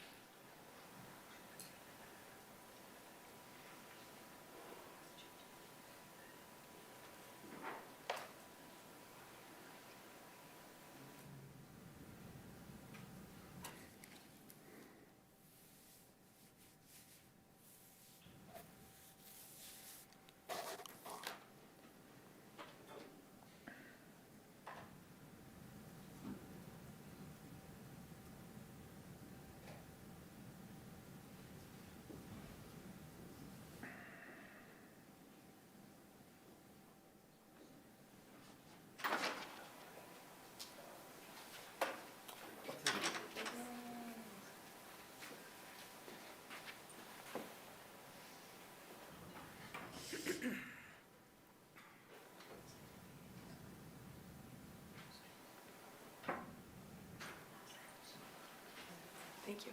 Yeah, I'm sorry. This is the best thing to do. Just scroll. Yeah, And you're I looking to can go just- for the next slide. Thanks a lot, I appreciate it. Scroll this. Okay, like that. All right. Okay. Hi, everyone. Hi. Let's start with intros. Okay, we are 520 Grill. I'm May Selby and my husband Troy Selby. Just make sure you're leaning up enough mic for right? his Get to the mic, microphones, and all the Okay. lights should be green. Okay. Thanks. Thanks for having us. I'm May Selby, and Troy Selby. And Josh Van Schell. yeah, and we're thrilled to have this opportunity to present to you all, so, and this opportunity in general. We put together a PowerPoint just to have a visual sort of display for what we've been doing, what we'd like to do. So we can kind of start with, you know, this has been a proven community-rooted partner. We would love to be, or we've been a community-driven restaurant. We'd like to be a partner with the city for this. We've been in business 15 years. We've built this with the community. We have a family-friendly menu. We're committed to affordability, and we are ready to open with very little time required, so we have staffing in place already. And Some of my staff is here with us today. Longtime employees, have been with us for many, many years, some of them since the beginning.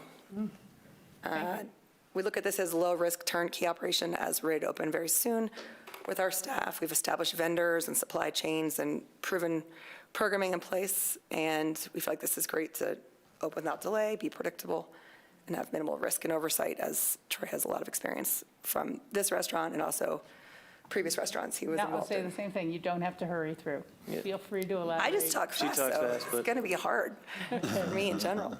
But yes, thank you, Rachel. So we opened on 5/20/2010, and we hope to further our legacy. You want to speak? Yeah, we have remained stable through economic and industry changes, although there's been plenty of struggles along the way. We have a strong and repeat customer base, from locals to tourists and visitors and the workforce of Aspen. I've always been a restaurant for locals and for the working class as well as everybody else. We are enthusiastic and compassionate and passionate about this opportunity to have a new standalone space, not in a shared space with other businesses and multiple landlords. And we've got lots of patrons who've been coming their whole lives, grown up here. These little guys were this age when we opened, and now they're in high school and college, and really great friends, family friends. So we often give back to the community. Troy has a lot of donations requested, and he gives where he can and has a lot of annual contributions, and we understand that's really important in general in the community to give back. But we believe in this community. We love Aspen. We've lived here for a long time. And we look at this as a community gathering space. So like the proximity to the parks, special events, and we just see this as a great hub for kids, concert goers, people like employees working on Red Mountain, whoever coming through. We want to bring back that community feel. Pre-COVID, we had large community tables and people sat together, locals and tourists, and talked and met strangers and made new friends, and that's something that COVID kind of killed in a lot of restaurant spaces. We were forced to separate our tables, have distancing and closures and all those kind of things, and I think a lot of us restaurants have got away from that. We tend to isolate as customers and patrons of stores and places, and expect to have our own little private spaces. I think it's enjoyable to bring that community vibe back with community events and fun things that we want to introduce as we get to that. Do you want to say anything? Yeah, you mentioned Steak Pit. I used to bartend at Double Dog. So bringing back that vibe of the Aspen community is really high on our list. The community tables of you're going to meet somebody you don't know, engaging with. We all have small kids, so we all want a place to have kids feel welcome and have a safe place to go and affordable. Yeah. Just saying, we started a petition, you may have seen, and it was a way to gain some feedback and support, and we had 2,000 signatures within a few days. And just comparatively, Telluride had 500 signatures when they closed for 2 weeks. So it just kind of says a lot. But not a competition, just interesting. We had lots of comments of support and letters written to the editors and city council and to us personally, and I completely understand that you've heard that for, all the applicants, which makes sense. This is a very supportive community, and it's been a really wonderful experience to see how much people care. So we care too, and we would love to be able to further this. Just hear some of the notes that we got, which, I don't know, just, it's interesting. We printed all 66 pages of our petition and print out some of the comments and some of the letters and just read through them, and it felt like we were, in a good position to be stewards of this space with all the support, so. Inspired. Yeah, inspired. And we really want to be flexible and future-focused. The comments about the pricing and having subsidized rent and then the price of the food, we're absolutely negotiable on all of this. You want to speak to that? Within reason. Well, let's get to that when we get to the questions directly. Okay. But yeah, we already, I was, maybe in my original proposal, I rewrote that thing so many times. Literally like 15 times with AI, without AI on By hand. And notes and pages of what to present to you all. And I maybe came up short on the menu stuff as far as actual prices and explaining it well, because I've always been known for having the most extensive menus in town, large menus with huge offerings. And my offerings range from $7 to $25, $30 now, where you can start with a salad at $7. If you want to add some chicken to it, it's a couple more bucks. If you want to add this, we have very customizable menu. Soups are $9. Burger combo meals under $22, $23. And I'll still be able to offer those prices as well, but we want to implement new stuff to the bar menu, a full bar license, and bring back that kind of bar menu vibe feel, and have a bar steak, a bar pasta, a seafood special with some high-end tuna, a tuna poke, things that are going to cost more, but we'll still have those mini combo meals for the kids that are $13 to $18. It includes a side, a drink, and a choice of an entree. We have all these things in place forever, and I've kind of failed to mention that because it's just so, I don't think about it because it's been there for 15 years. We've always done that. I know a lot of people on the city council, and I know a lot of them as customers, and feed their children and them as well, and so I just kind of know that is part of the whole thing for us. So I just wanted to chime in on the comments of menu. I've also been in the restaurant business since I was 13 years old, so 30 years now. I've done literally everything there is to do from the back door to the front door. The past 12 years, I've been an account manager for the broadline distributors here in the Valley, so helping everyone from the business side of things, both from alcohol and food. There's a lot of opportunity to take what's worked over the years and then add to that in our feeling. Perceived value has always been very big to me in the restaurant world. Getting what you pay for and seeing it as, having it be delicious, getting the right amount, and having that dollar equate to that is a very important formula, both from the low end to the high end. And I think that we can come in and, with our combined experience, negotiate. I have a lot of time dealing with the broadliners, and I know how to work those systems. And so that's one of the main things that I want to help the business with, is getting those better deals and going after aggressively the suppliers, getting them to work to our favor, because they can. And if you know how to do it, it can be done. Like Troy said, bringing in some things like, I'm an East Coaster, I'm from the beach, so the seafood side of things, I love. I spent a lot of time in kitchens. Like the dog used to do, we used to have $5 burger night. So one of our ideas was to have a different theme, a different special that is a recurring item. Hey, they're doing lasagna Wednesday night or whatever, let's go. And, they know that this happens every week. So building consistency, I feel, is a lot of that perceived value when it comes to menu and expanding the offerings we already have. Yeah, value you can predict or depend on, say, hey, that is that Wednesday or that Friday they're doing the fried chicken night, or we're doing that. I can pre-order a meal for 5, a meal for 3. Think about, grab and go is a little tricky because you run into waste, and now with all modern technology and ordering online and all this web stuff you can do for a restaurant, we've been embracing that now and using that.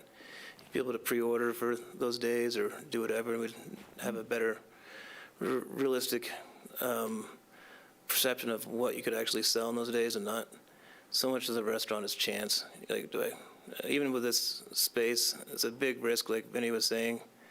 So we don't know, just because we move there and we open there, we don't know people are going to come. We have a lot of support, and people say they will. But, I mean, there's people that say they'll eat there all the time I haven't seen in 3 years. And so, and then they'll show up one day and be like, oh, I came into your restaurant and you weren't there. I'm like, well, I've been there for 245 days in a row and I haven't seen you. So, yeah, I did actually take the day off today and I went home. And that does bring us to like the delivery, since it's not in the core. We'll have Figuring out some sort of daytime delivery service. daytime delivery to Yeah. my original street in the area that we're in now. I have a lot of loyal customers there, but all our shops and stuff are on 30-minute breaks, and we're going to have to add delivery during the daytime. We already use nighttime delivery through a la carte. We might have to implement our own delivery in the core at night as well, to continue those shops and ski shops and stores that are open late where people still need to eat. We definitely have considered that. What else? We could speak this, but just with, understanding we need to really put the word out there where the location is. I think it's a Plum location, but it's not the ABC, it's not Down Valley, it's still in town, but letting people know where it is in case they're not familiar or if they need to take a little walk over here. We'd love to have collaborations and cross promotions with the area, the businesses in the area and the festivals and theater programming and all of that. I think I love all the fact it's adjacent to the parks is really great for the kid audience. And we'd love to, like Josh was saying, have new traditions and programming, and then look at extending hours of operation. I don't know, is there a cutoff time for the restaurant to be open? That's all. We can. I forget. I mean, we can stay open. I don't have it in front of me. Oh, okay. No, we can stay open as late as up to 1 o'clock, but. Not late, okay. We were thinking more, 10 or 11 to start, and if the bar thing took off a little bit in bar dinner and programming was a hit, we'd stay open later. A minimum of 3 or 4 nights a week, maybe a Friday, Saturday, Sunday, stay open later, try to get some of that traffic that's out there. Just to elaborate on programming a little bit, we kind of want to bring back the fun, open mic night, maybe do a trivia night, have different events or activities that are community-based and a reason to go out and engage and have fun, and it's something more to do than just go sit and have a beer and have a burger and go home. Make it more of a gathering place. I opened the grouper with Goldman when that opened. We had the ring game outside. It was a ring on a string with a hook on the wall, and people lined up for hours to play the ring game. I've worked at a number of bars where we had Wii bowling, and that was one of my ideas. It's like, let's do a bowling night. Like Wii Bowling League. Wii Bowling League. Like, Kids can make play. it fun. Make it a reason to walk down from the Blue Roofs, from Centennial, from Hunter Creek. The trailer park. I live at Obermeyer. He lives around the corner. So like, I've been here 20 years. They've been here, 30 plus each. So Dating us, but yeah. it's all confidential. I think we all yearn for those days of when everyone hung out and it was cool to dress down and you're rubbing elbows with who, God knows who, and that's what made Aspen so special. And I think that's really what we want to achieve. Yeah. Okay. So just in closing, we just want to acknowledge that we feel like a family of staff, customers, and the whole community, and we would be extremely honored to have this opportunity. And thank you. Thank you. Thank you. Questions? We could start with Bill again. He starts first. If anybody else wants to start But I'm first. happy to. They're the same, so. Okay, you go ahead. Great. I'm going to ask all the same questions that I asked of Vinny and Soon, but I have a couple more for you guys. Do you want the new ones first or the? Sure, give me the new. The new ones. They're specific to you. So some of the things you described in your presentation just now and in your application seem like maybe full-service restaurant concept type of things. Are you planning to have more of a full service Do you mean like counter service versus like as opposed to service? your current counter service model? Are we talking about servers and bartenders as opposed to the counter service model? A mix of both. A mix of both. I mean, Does that work? you know, the counter service by day, and then as we transfer into the dinner menu, the bartenders, myself and Josh will probably be serving them their food. And you know, like I said, we might have to have some, you know, upgraded plateware and that kind of stuff for dinner service. We want to have a nicer presentation on food like that, like having a bar steak, having a bar pasta, having those specialty items and doing that kind of stuff. It'll still be casual. I mean, I like having fewer waiters and waitresses than needed in general, because that's a whole other staffing, hiring, and payroll and tax situation. So we hadn't come to a couple ideas that we tossed around, similar to like what Zane's does, having one person there who is managing the bar and the floor, but not necessarily taking orders from the tables. Kind of do it as you come up and order, food will be brought to you, you're then served as. Spring Cafe style, you get a number. Yeah, and that was kind of my idea as an entranceway is, all right, how do we utilize the entrance space? And part of my thought was, maybe on one side we'd have a billboard kind of explaining the concept of, we're looking for a higher quality, fast casual environment where come and order from us, and then we're gonna kind of take over from there, and you're still gonna have a service aspect of it. But we're trying to keep everything as affordable as possible, so there's a bit of give and take. I don't know if anybody's ever been to Chop Shop in Denver on Colfax. Kind of that idea. It's a high-end fast casual where you walk up and order at the counter, they bring you your food, drinks are served. If you want to have a drink brought to you, you can have that done, but it's kind of a mix of both. Okay, thanks. And then, Josh, is this a new partnership, you joining Troy? Yes. And what role do you think you'll play? Collaborative. We're going to be partners, basically, and try to make this work. Both financial, I plan on contributing financially as well as probably all the hours in the waking day. But just. As a manager or? Operating management. Yeah. And then. Share responsibilities. Work into a partnership, whether it's a sweat equity relation, a percentage, or ownership, and possibly take over as I age out. That'll be a long time from now. All right, I'll go back to my questions for everybody. So again, this is a subsidized rent, a subsidized offering below market. How does that translate to your operation, your pricing, service level?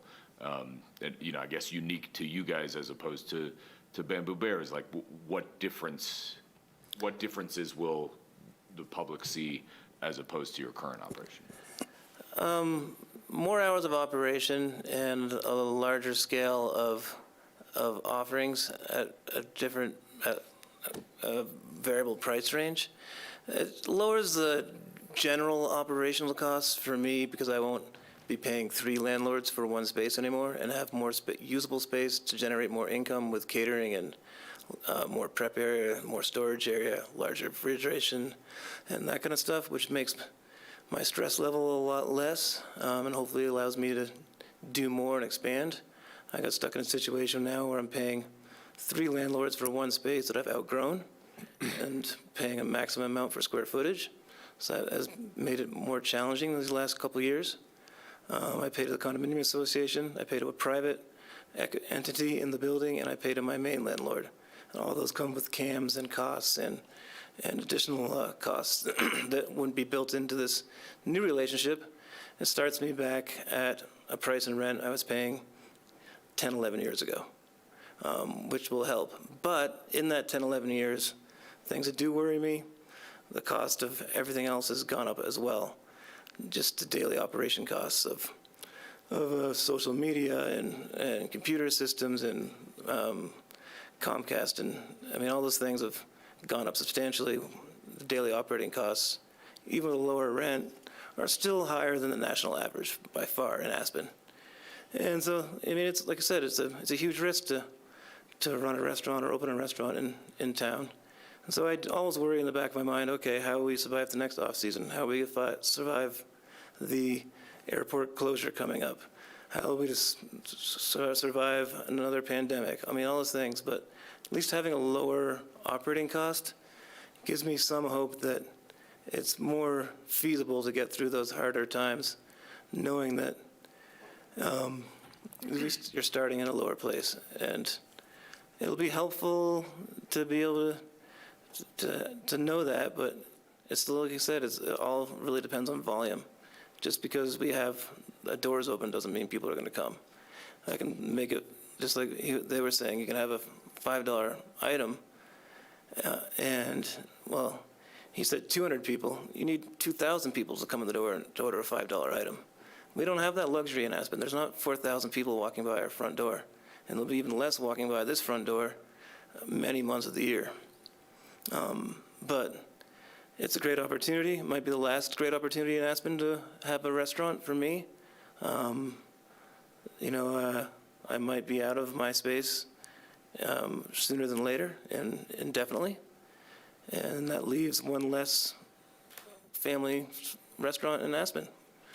We lose them on a regular That dovetails nicely into my next question, but hold on a second, because Kate, I apologize. I forgot to mention, because we did this quite a few years ago, Troy does pay the condominium association that I'm on the board of a small amount of money each month for rent for some storage space in the garage.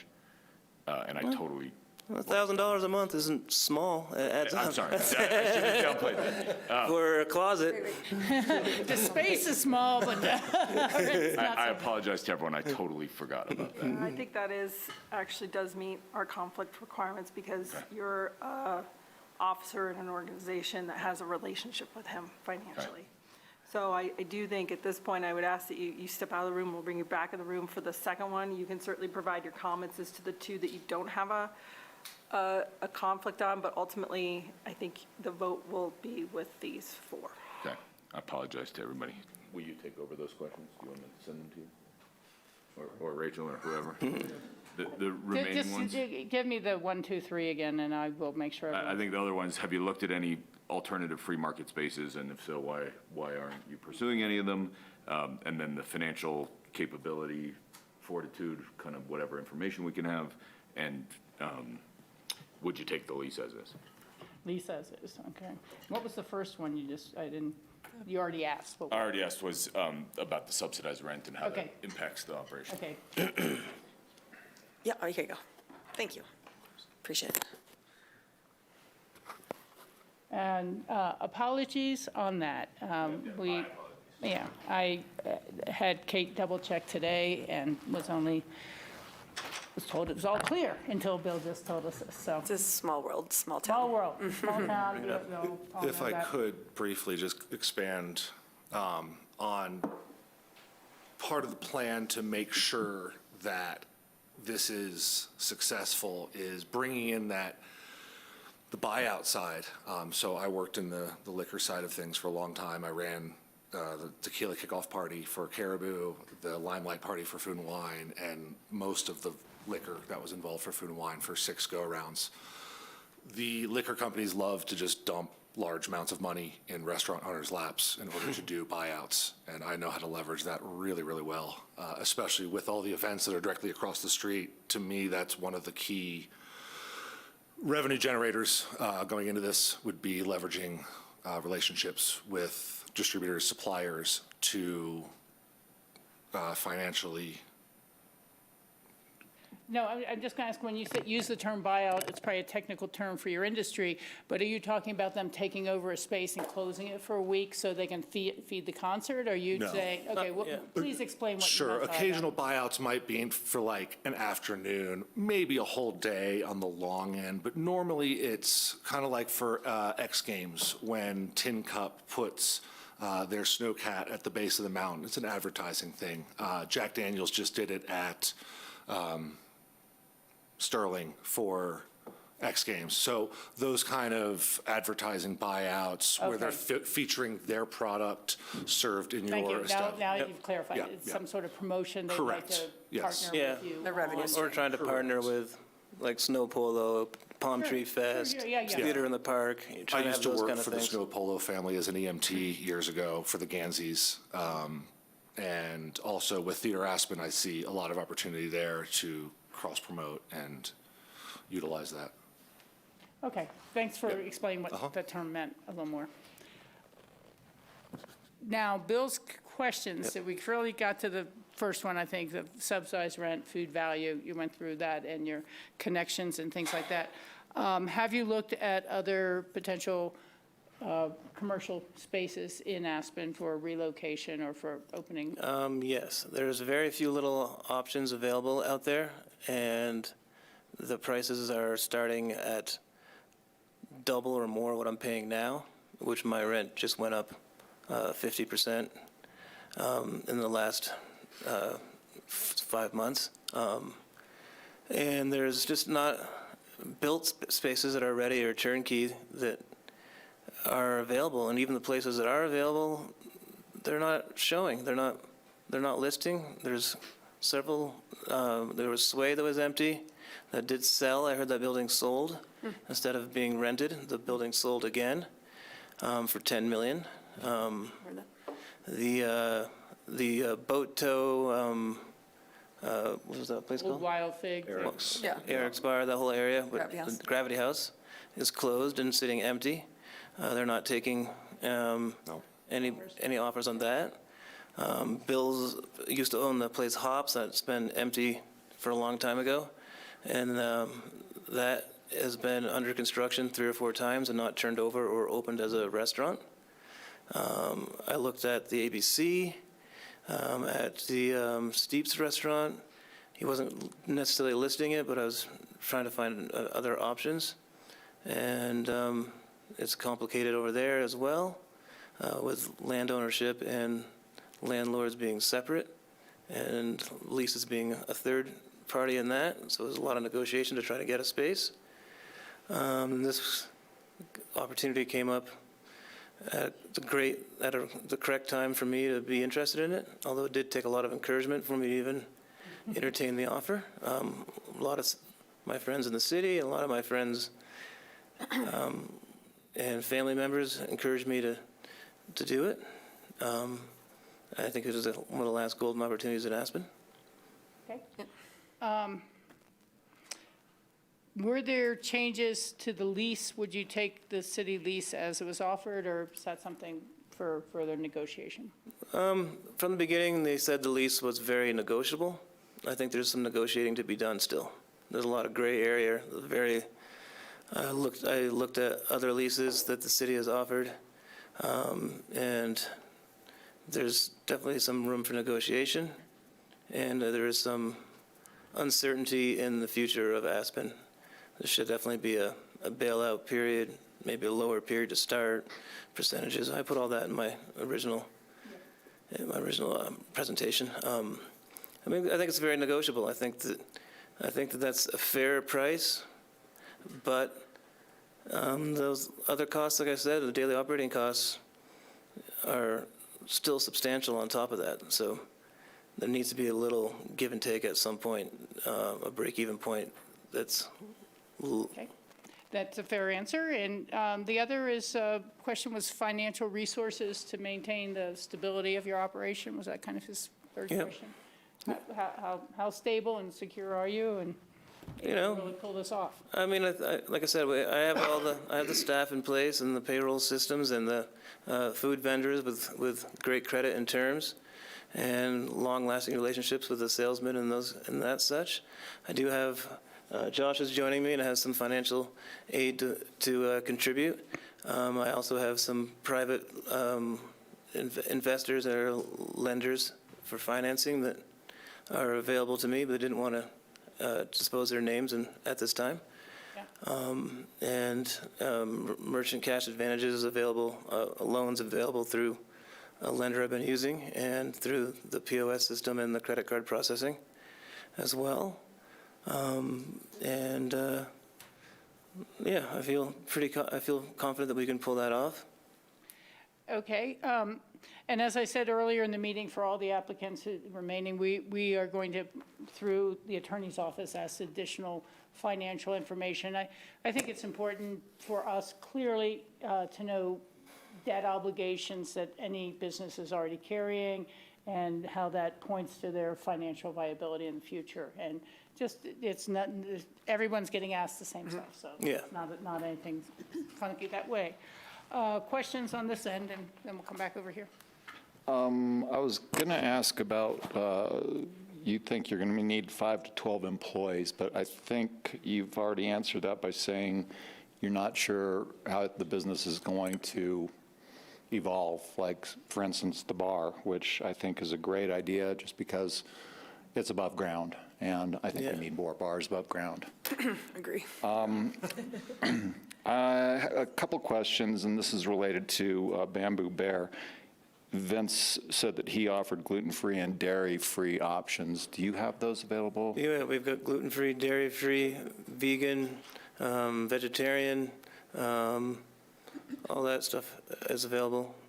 And we've always been very sensitive to people's dietary needs and current eating trends, and protein bowls and power bowls, or build your own, kind of modify your own food items as best as possible.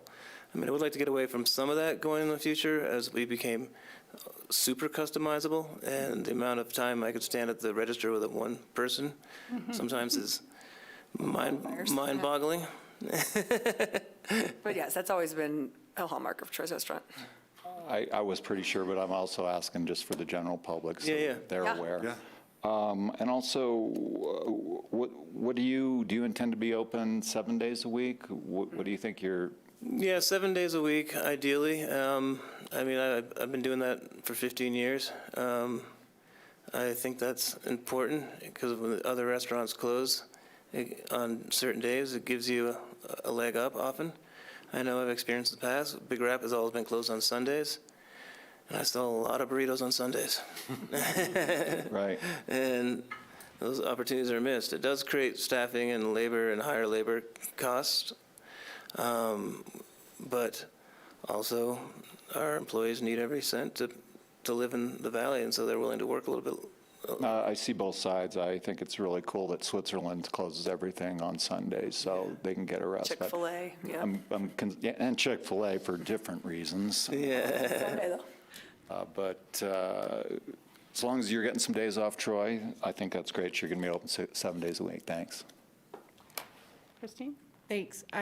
You may feel like you've already answered it, but the same question. It's a unique location, and how would you address being near the park, catering to families, kids, that sort of thing?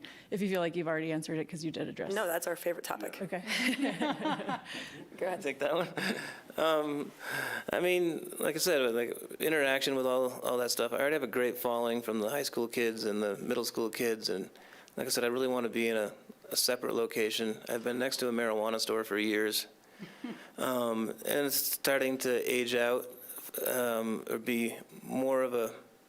It's caused problems. We see a lot of kids spending time, including our own son, in the hallway at the restaurant, and people are walking by patronizing Silver Peak Dispensary, which makes sense, but to have them outside playing on the basketball court or on the, On the the skate patio. park or on the grass would be phenomenal, so. Coming back I and see it as forth a great opportunity to for the the future. restaurant, not Yeah, there, but also just. but menu-wise. Menu-wise, like I said, we have the mini combo meals, the kids' meals we've always had, and we'll continue to have those. That's in that $13 to $18 price range. We do have some questions about parking and policing that area down there, of course, for coming and going, and I believe there is 30-minute free parking in the parking garage.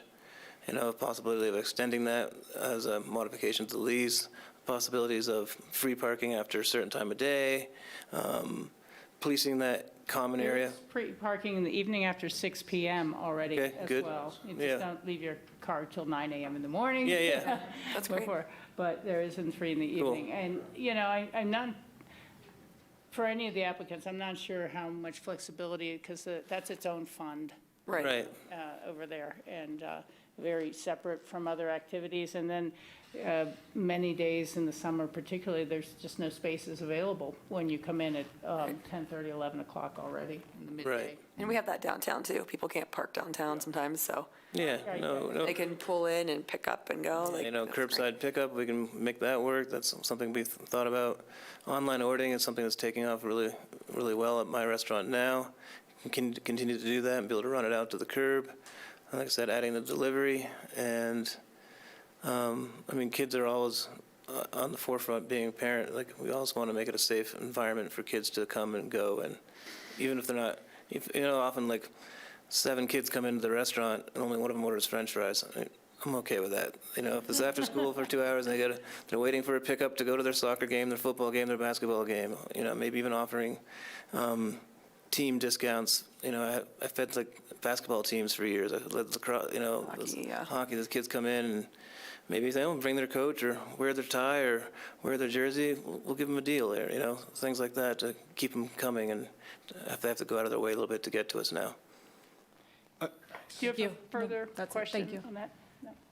I was just going Quick to word. kind of tie in Christine and Sam's comment from the previous session where you had mentioned having price points under the $19.99 specifically. We had already discussed having like a $9 to like $15 kids-specific menu, and then also having a sub $20 everyday lunch, like whatever that special is.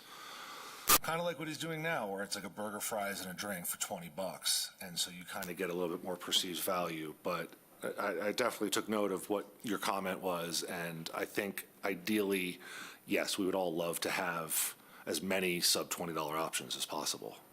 Yeah, that leads into my comment of just the application that you guys had with the proposed menu prices kind of struck me. Can I comment about the menu price? So Yeah, the cheesesteak that you mentioned, I believe that was the comment about the item being more expensive than on the current menu? Bill said that Okay, during the I'm last sorry. one, but yeah, So alluding towards the I same thing. believe that price specifically, we had sat down and done, so on the East Coast, when you get a cheesesteak, it's not this, it's that. And it's big enough for 2 people. So the idea was to, you're the 24-inch subs, so that would be for 2. So half of it would be $12 for 1 person, was kind of, that was. And then That's a better answer than I was expecting. So yeah, that's what I was getting at. Yeah. It's just like, again, same to Christine's point, everyone else's, as far as just like, you got a kid at the skate park playing basketball, playing soccer in the park. Can their parent give them a 20 and come in and eat at your place? Sad that's a 20, it used to be a 10. And they do now. Yes. And they do now. And once again, addressing the menu prices, like, can a worker at the city of Aspen or downtown come to you? And once again, I'm comparing it to like Big Rapid and Grateful Deli, not trying to cut them off, but this is a different space, like 15 or under or 18 or under sort of thing, where you don't feel like you're. Being gouged. Yeah. Yeah. There's lots of things in the menu at that price already, and we plan to continue that. That's just, that was a price range. I didn't explain that at the $25 mark was often a combo meal. Well, it was very transparent. It was one of those things where I'm like, this is a subsidized space. You're showing prices to be 4 times that price, which is obviously probably pretty standard in the restaurant industry.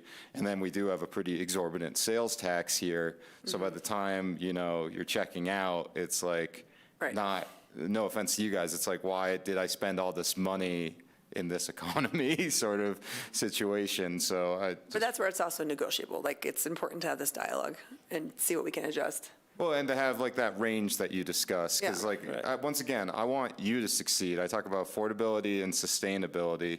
So I have really appreciated you addressing most of those, and yeah. One of the main reasons I want to come in with Troy and be a partner in this is that I firmly believe that we need more people who care and give a S about what they're doing and not just putting out a product. Like, again, perceived value and community, like, that's why we're here. We want to eat there. We want our families to eat there. We want our friends to come in and everybody to hang out and have a good time, get a good meal, and be like, wow, that was really good. And I don't feel like I got ripped off. Okay, I think we're about wrapping up here. Okay. I would ask one last question. It's more for you to have that opportunity to answer. And again, has been touched on, but you do have a space now, so you're operating now in town. How threatened or how likely is it that that's changed? I mean, when someone mentions a 50% rent increase or in this meeting, is that still a viable spot for you, or is it something that you don't know? Unfortunately, I do know. We are in that spot. My time there is up, basically, wherein I did say that we are in a lawsuit with the landlords on that space and the no rent abatement or any reductions during the construction. One of the reasons I didn't want to bring it up, but that's why Bill had to excuse himself. Anyway, that is, I believe we can resolve it amicably. I have a great legal team involved in settling this dispute, and they'll be more than willing to answer more questions later about that. And if I leave that... That kind of leads, that's good enough for now. It kind of leads to what I was thinking, and you may have already answered it, is would you have to terminate one lease, and that's going to be complicated and problematic to actually get into the spot, or would you end up running two places at once? No. Leaving that space. I'd be leaving that space, and that's the sad part of the equation. If I leave that space, and I don't acquire this space, that's the last opportunity. Okay. That was my question. Thank you for giving me the opportunity. Appreciate it. Thanks, Justin, for the... All right, and Mayor, before we please. go any further, I just want to address the issue that Councilmember Guth raised. And I think at this point, I just need some more information before I can provide a legal opinion as to whether or not his relationship with an HOA that has a lease agreement for what I understand to be is sort of storage property with this particular applicant. I would note, he has no interest, financial or otherwise, with the applicant or the applicant's business. He also has no interest in sort of the property that the city owns. So I think I need to speak with him further and get some more information before I can weigh in on the issue of whether or not he has a conflict of interest. For purposes of these interviews, I'd ask that he remain out of the room until we can get more, until I can verify some of the information here, because again, I didn't get a lot. I got what everybody else here got. This is unfortunate. And so I'm sorry I didn't have time to think through this or to evaluate this prior to tonight, but for tonight, I'd like him to sit outside the room, and I will speak to him after this meeting to get more information, understand if there is actually a conflict of interest. At this point, I'm not certain without more information. Yeah, thank you. And again, we talked about this, and I asked, you asked, and then this was only disclosed now. So that's unfortunate. But I do want to fully examine, because if he's part of a board that's been setting the rent levels or the HOA levels for some services or things like this, and he has an ownership with other partners in the building, that can be very influential into other aspects of the building and the rent. And I just want you to look at any tangential or contingency conflicts that might be brought forward by others later to say that this selection was inappropriate for those reasons. I understand. I just want to be clear that our conflicts of interest are set forth in the code, and we'll be applying that code to the facts. I just need more of those. As much as you get. Okay. Thank you very much for that declaration. And we will continue with Jafra. Please come forward. Thank you for your patience. Again, I probably should have set a time limit at the very beginning, and then I hadn't, so I thought I'd let everybody have all the time they really wanted, because this is near and dear to each person's heart. And so, please. Good evening. Thank you. Hi. My name is Doina Mustiata, and this is my husband, Alexei Rotaru, which we've been in the valley for 19 years. We came as a students in 2007. And now let me ask, Grassroots, can you hear well, or do you need to bring those microphones in more? Okay, or just bend it down to you or something, a little, okay. And we've been working on lots of restaurants for the past 19 years. I worked for 7 years at Wildfig, CP Burger, in All this the town. Aspen. Yeah, all the Aspen restaurants. We live here in Aspen for 10 years, and 8 years ago we moved to Down Valley because we buy our house. And about the Jaffa, how came the Jaffa? We had a partner from Lior Laila, which he is originally from Israel. Hold on a second, now I'm confused. Well, he's getting his things and he's Oh, going to. okay, well, let's just hold on. Sorry, I just wasn't sure what was happening, but you can go home and watch this video on TV live. Yeah. Sorry for my forgetfulness on Yeah, thank you. Good to see you. In 2020, how we decided to get Jaffa, like our partner, which was the third partner of the business, and he got off like 2 years later. We always have this kind of Middle Eastern food at his house. And one day, in the middle of the COVID, when everybody was closing, we decided to open a restaurant. And is that how Jaffa came? Because this kind of food you don't have in the valley. We always eat only at his house or in the big cities. And is that how came Jaffa?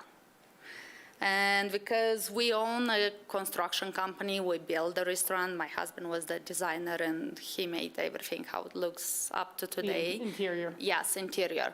Lior made the menu, and I manage this place.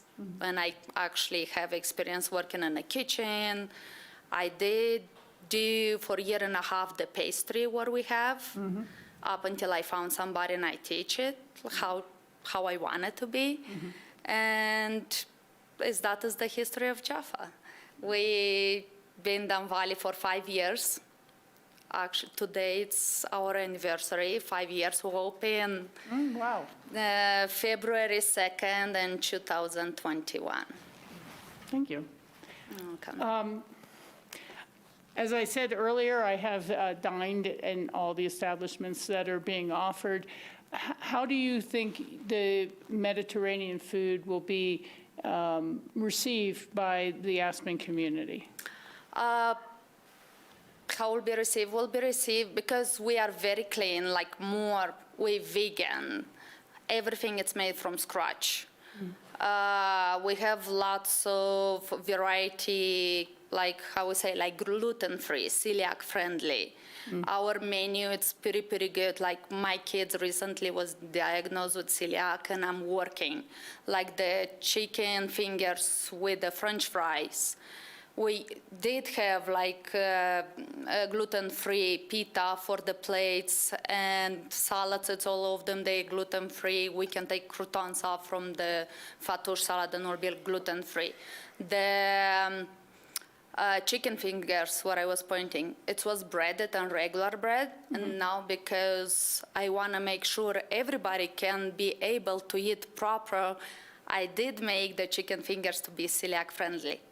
All the soups fit celiac friendly. I even check like every single item on the menu to be able for people to eat, because it's hard.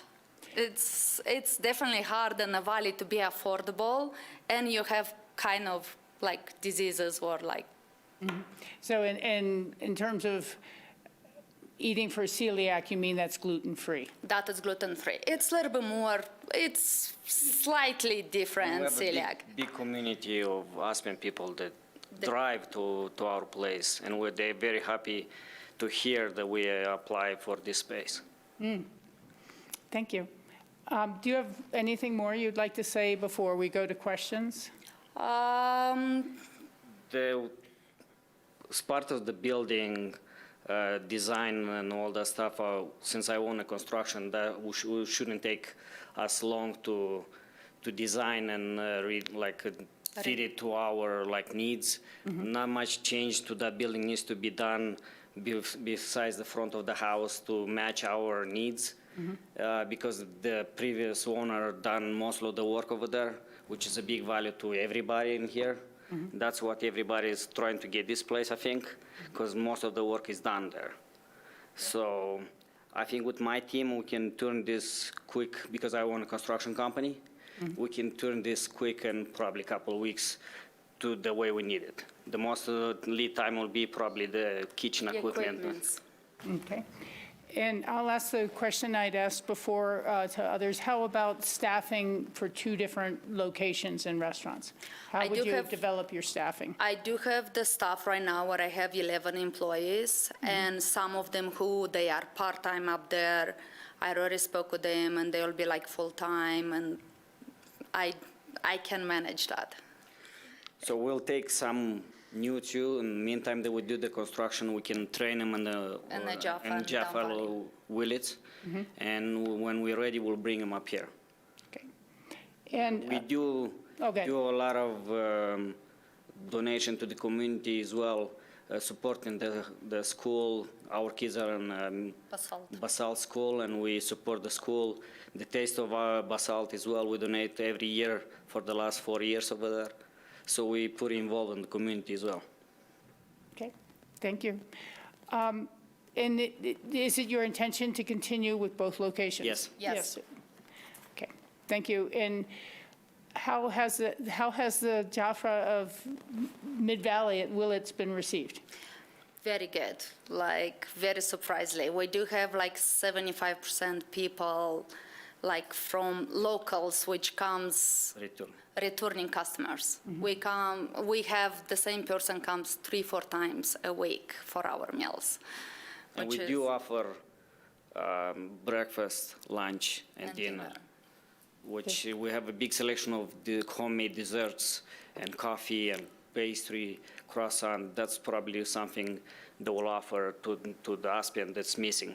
Yeah, I remember that from the application, that you would like to gear up to potentially offering breakfast as well. Yeah, we will. definitely, we will. We'll be open That's our- 8 to 8. Our intention to have breakfast and coffee, and it will be the same setup as like you It's guys Down Valley. like Down Valley.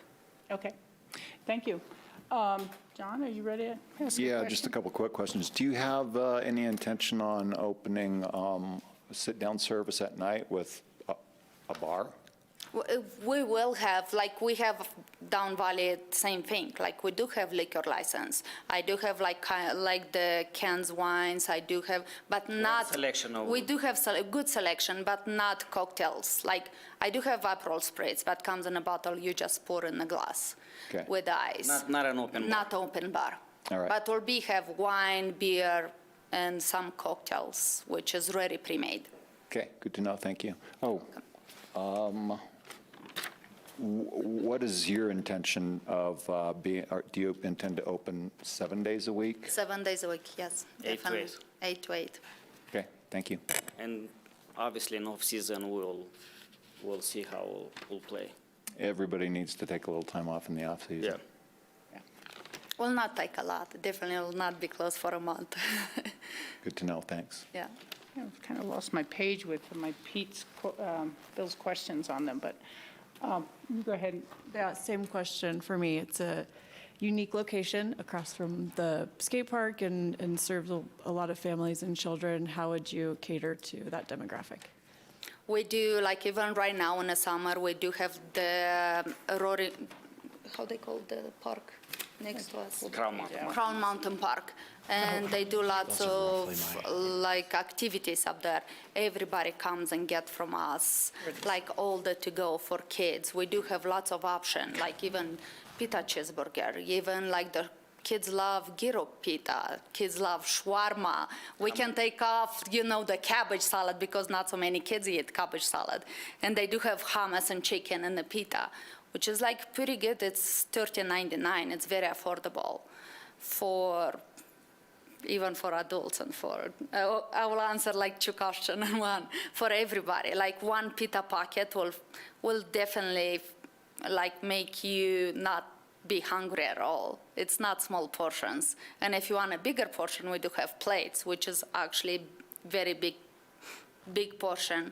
And people share that and they get extra pita, which is like sometimes they can have one couple have one meal for below $20. Okay, great, And thank you. all our menu is below $20.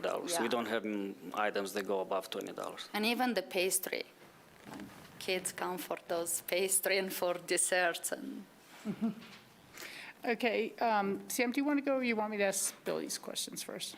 Well, they kind of answered the question that I keep asking as far as like, can the kid come in and get a meal for Definitely. 15? He can get a meal and macaroon and a soda, and he'll have some change left. Can the worker at the city of Aspen come in and get a meal for less than? I do lots of Basalt Town, like they do family-style meals when they have like meetings, and I'm doing family-style. And I do delivery if we have certain amount. And we'll continue to do Yeah, delivery. do delivery even here. If they'll order for 50 people, definitely I can do a delivery for a certain amount. Like I have last year, when the first bank opened, they're supposed to have catering, and that day they didn't show up because of the mudsliding in Glenwood. They call us. I make 50 sandwiches in like 1 hour and deliver to them for their grand opening. Thank you. good. I'll You're let welcome. Bill as well. Okay, thank you. Let's see, let's start at a certain level. Would you accept the lease that was in the application process, or would you be looking for some modifications from that? Like we specify, we will look for modifications, like we put in proposal. Okay, thank you. Like Troy said, it's a lot of, it's a room for negotiation. Yes, agreed, there's no question, I'm asking Bill's questions. Yes. Yeah, just. Do you understand the seasonality of the Yes. resort and the We ups and work at- downs? Wait, let me finish the Yeah. question. And do you have the financial resources to really weather any of those potential ups and downs? Yes. Yeah, we work in the valley here for like when we came through like lots of restaurants, and probably didn't experience the owner's needs, but we suffer at the same time when like the slow time comes, how to reserve the money to get through the season comes. So we'll do the same thing with the restaurants. We'll work hard, save for the slow months, and we'll see if the locals, which everybody likes Jaffa from Aspen, will support to come in off season to support us. Okay. Have you looked before now at any of the free market rental Yes, we locations did. in Aspen? And Yes, we have did, but interest? we have to sell a lot of falafels to pay the loan. Thank you. So you have. How will this subsidized rent in this location translate into affordable food options for our community? For us, our menu, the way we propose into Aspen, I think it's already, like we say, below $20. And I think for this list, it's going to work perfect for the city of Aspen and locals, and for us as well, because of the price of the rent. Okay. Thank you very much on that. Did anyone else have any final questions? Do you have any final comments for us? No. Like, we'll be happy to enjoy the one more community of the Roaring Fork Valley, and thank you very much for opportunity. Well, again, thank you for your patience. It's always hard to be last in a lineup like this, and you're just nervous and seeing what everyone else says, and I think you represent your business very well. Thank you very much. Thank you. Thank you. Thank you. Okay, well, that really is it. We're not discussing options tonight or alternatives. We all get to sleep on it a little bit. And we are going to be asking through the attorney's office a little more clarification and detail work on financial elements. I think the financial viability after the experience with yogis that was invited by the past council is a critical element for us in this decision-making. As I've said, everyone here seems to be serving and have served a successful client base and very delicious food. And so we appreciate you applying. Right now, I wish I had 3 spaces to offer. And with the Armory project at some point in the future, I think we may be able to do that. So thank you again. And well, if you have any final words from our staff that I didn't cover or forgot or anything. I do not. I think we do need to eventually get this on the agenda for a regular meeting so that the council can have that deliberation and make a recommendation for where to proceed next. Yeah, that's the path, would be a regular meeting, potentially a week from tomorrow night, for us to have the final deliberations. And so if you do get a request from our staff for information, please try to answer it in a timely fashion. Okay? Thank you very much, Grassroots. Thank you, Daily News, for being here in person, and we will be gone. Thank you. Thank you.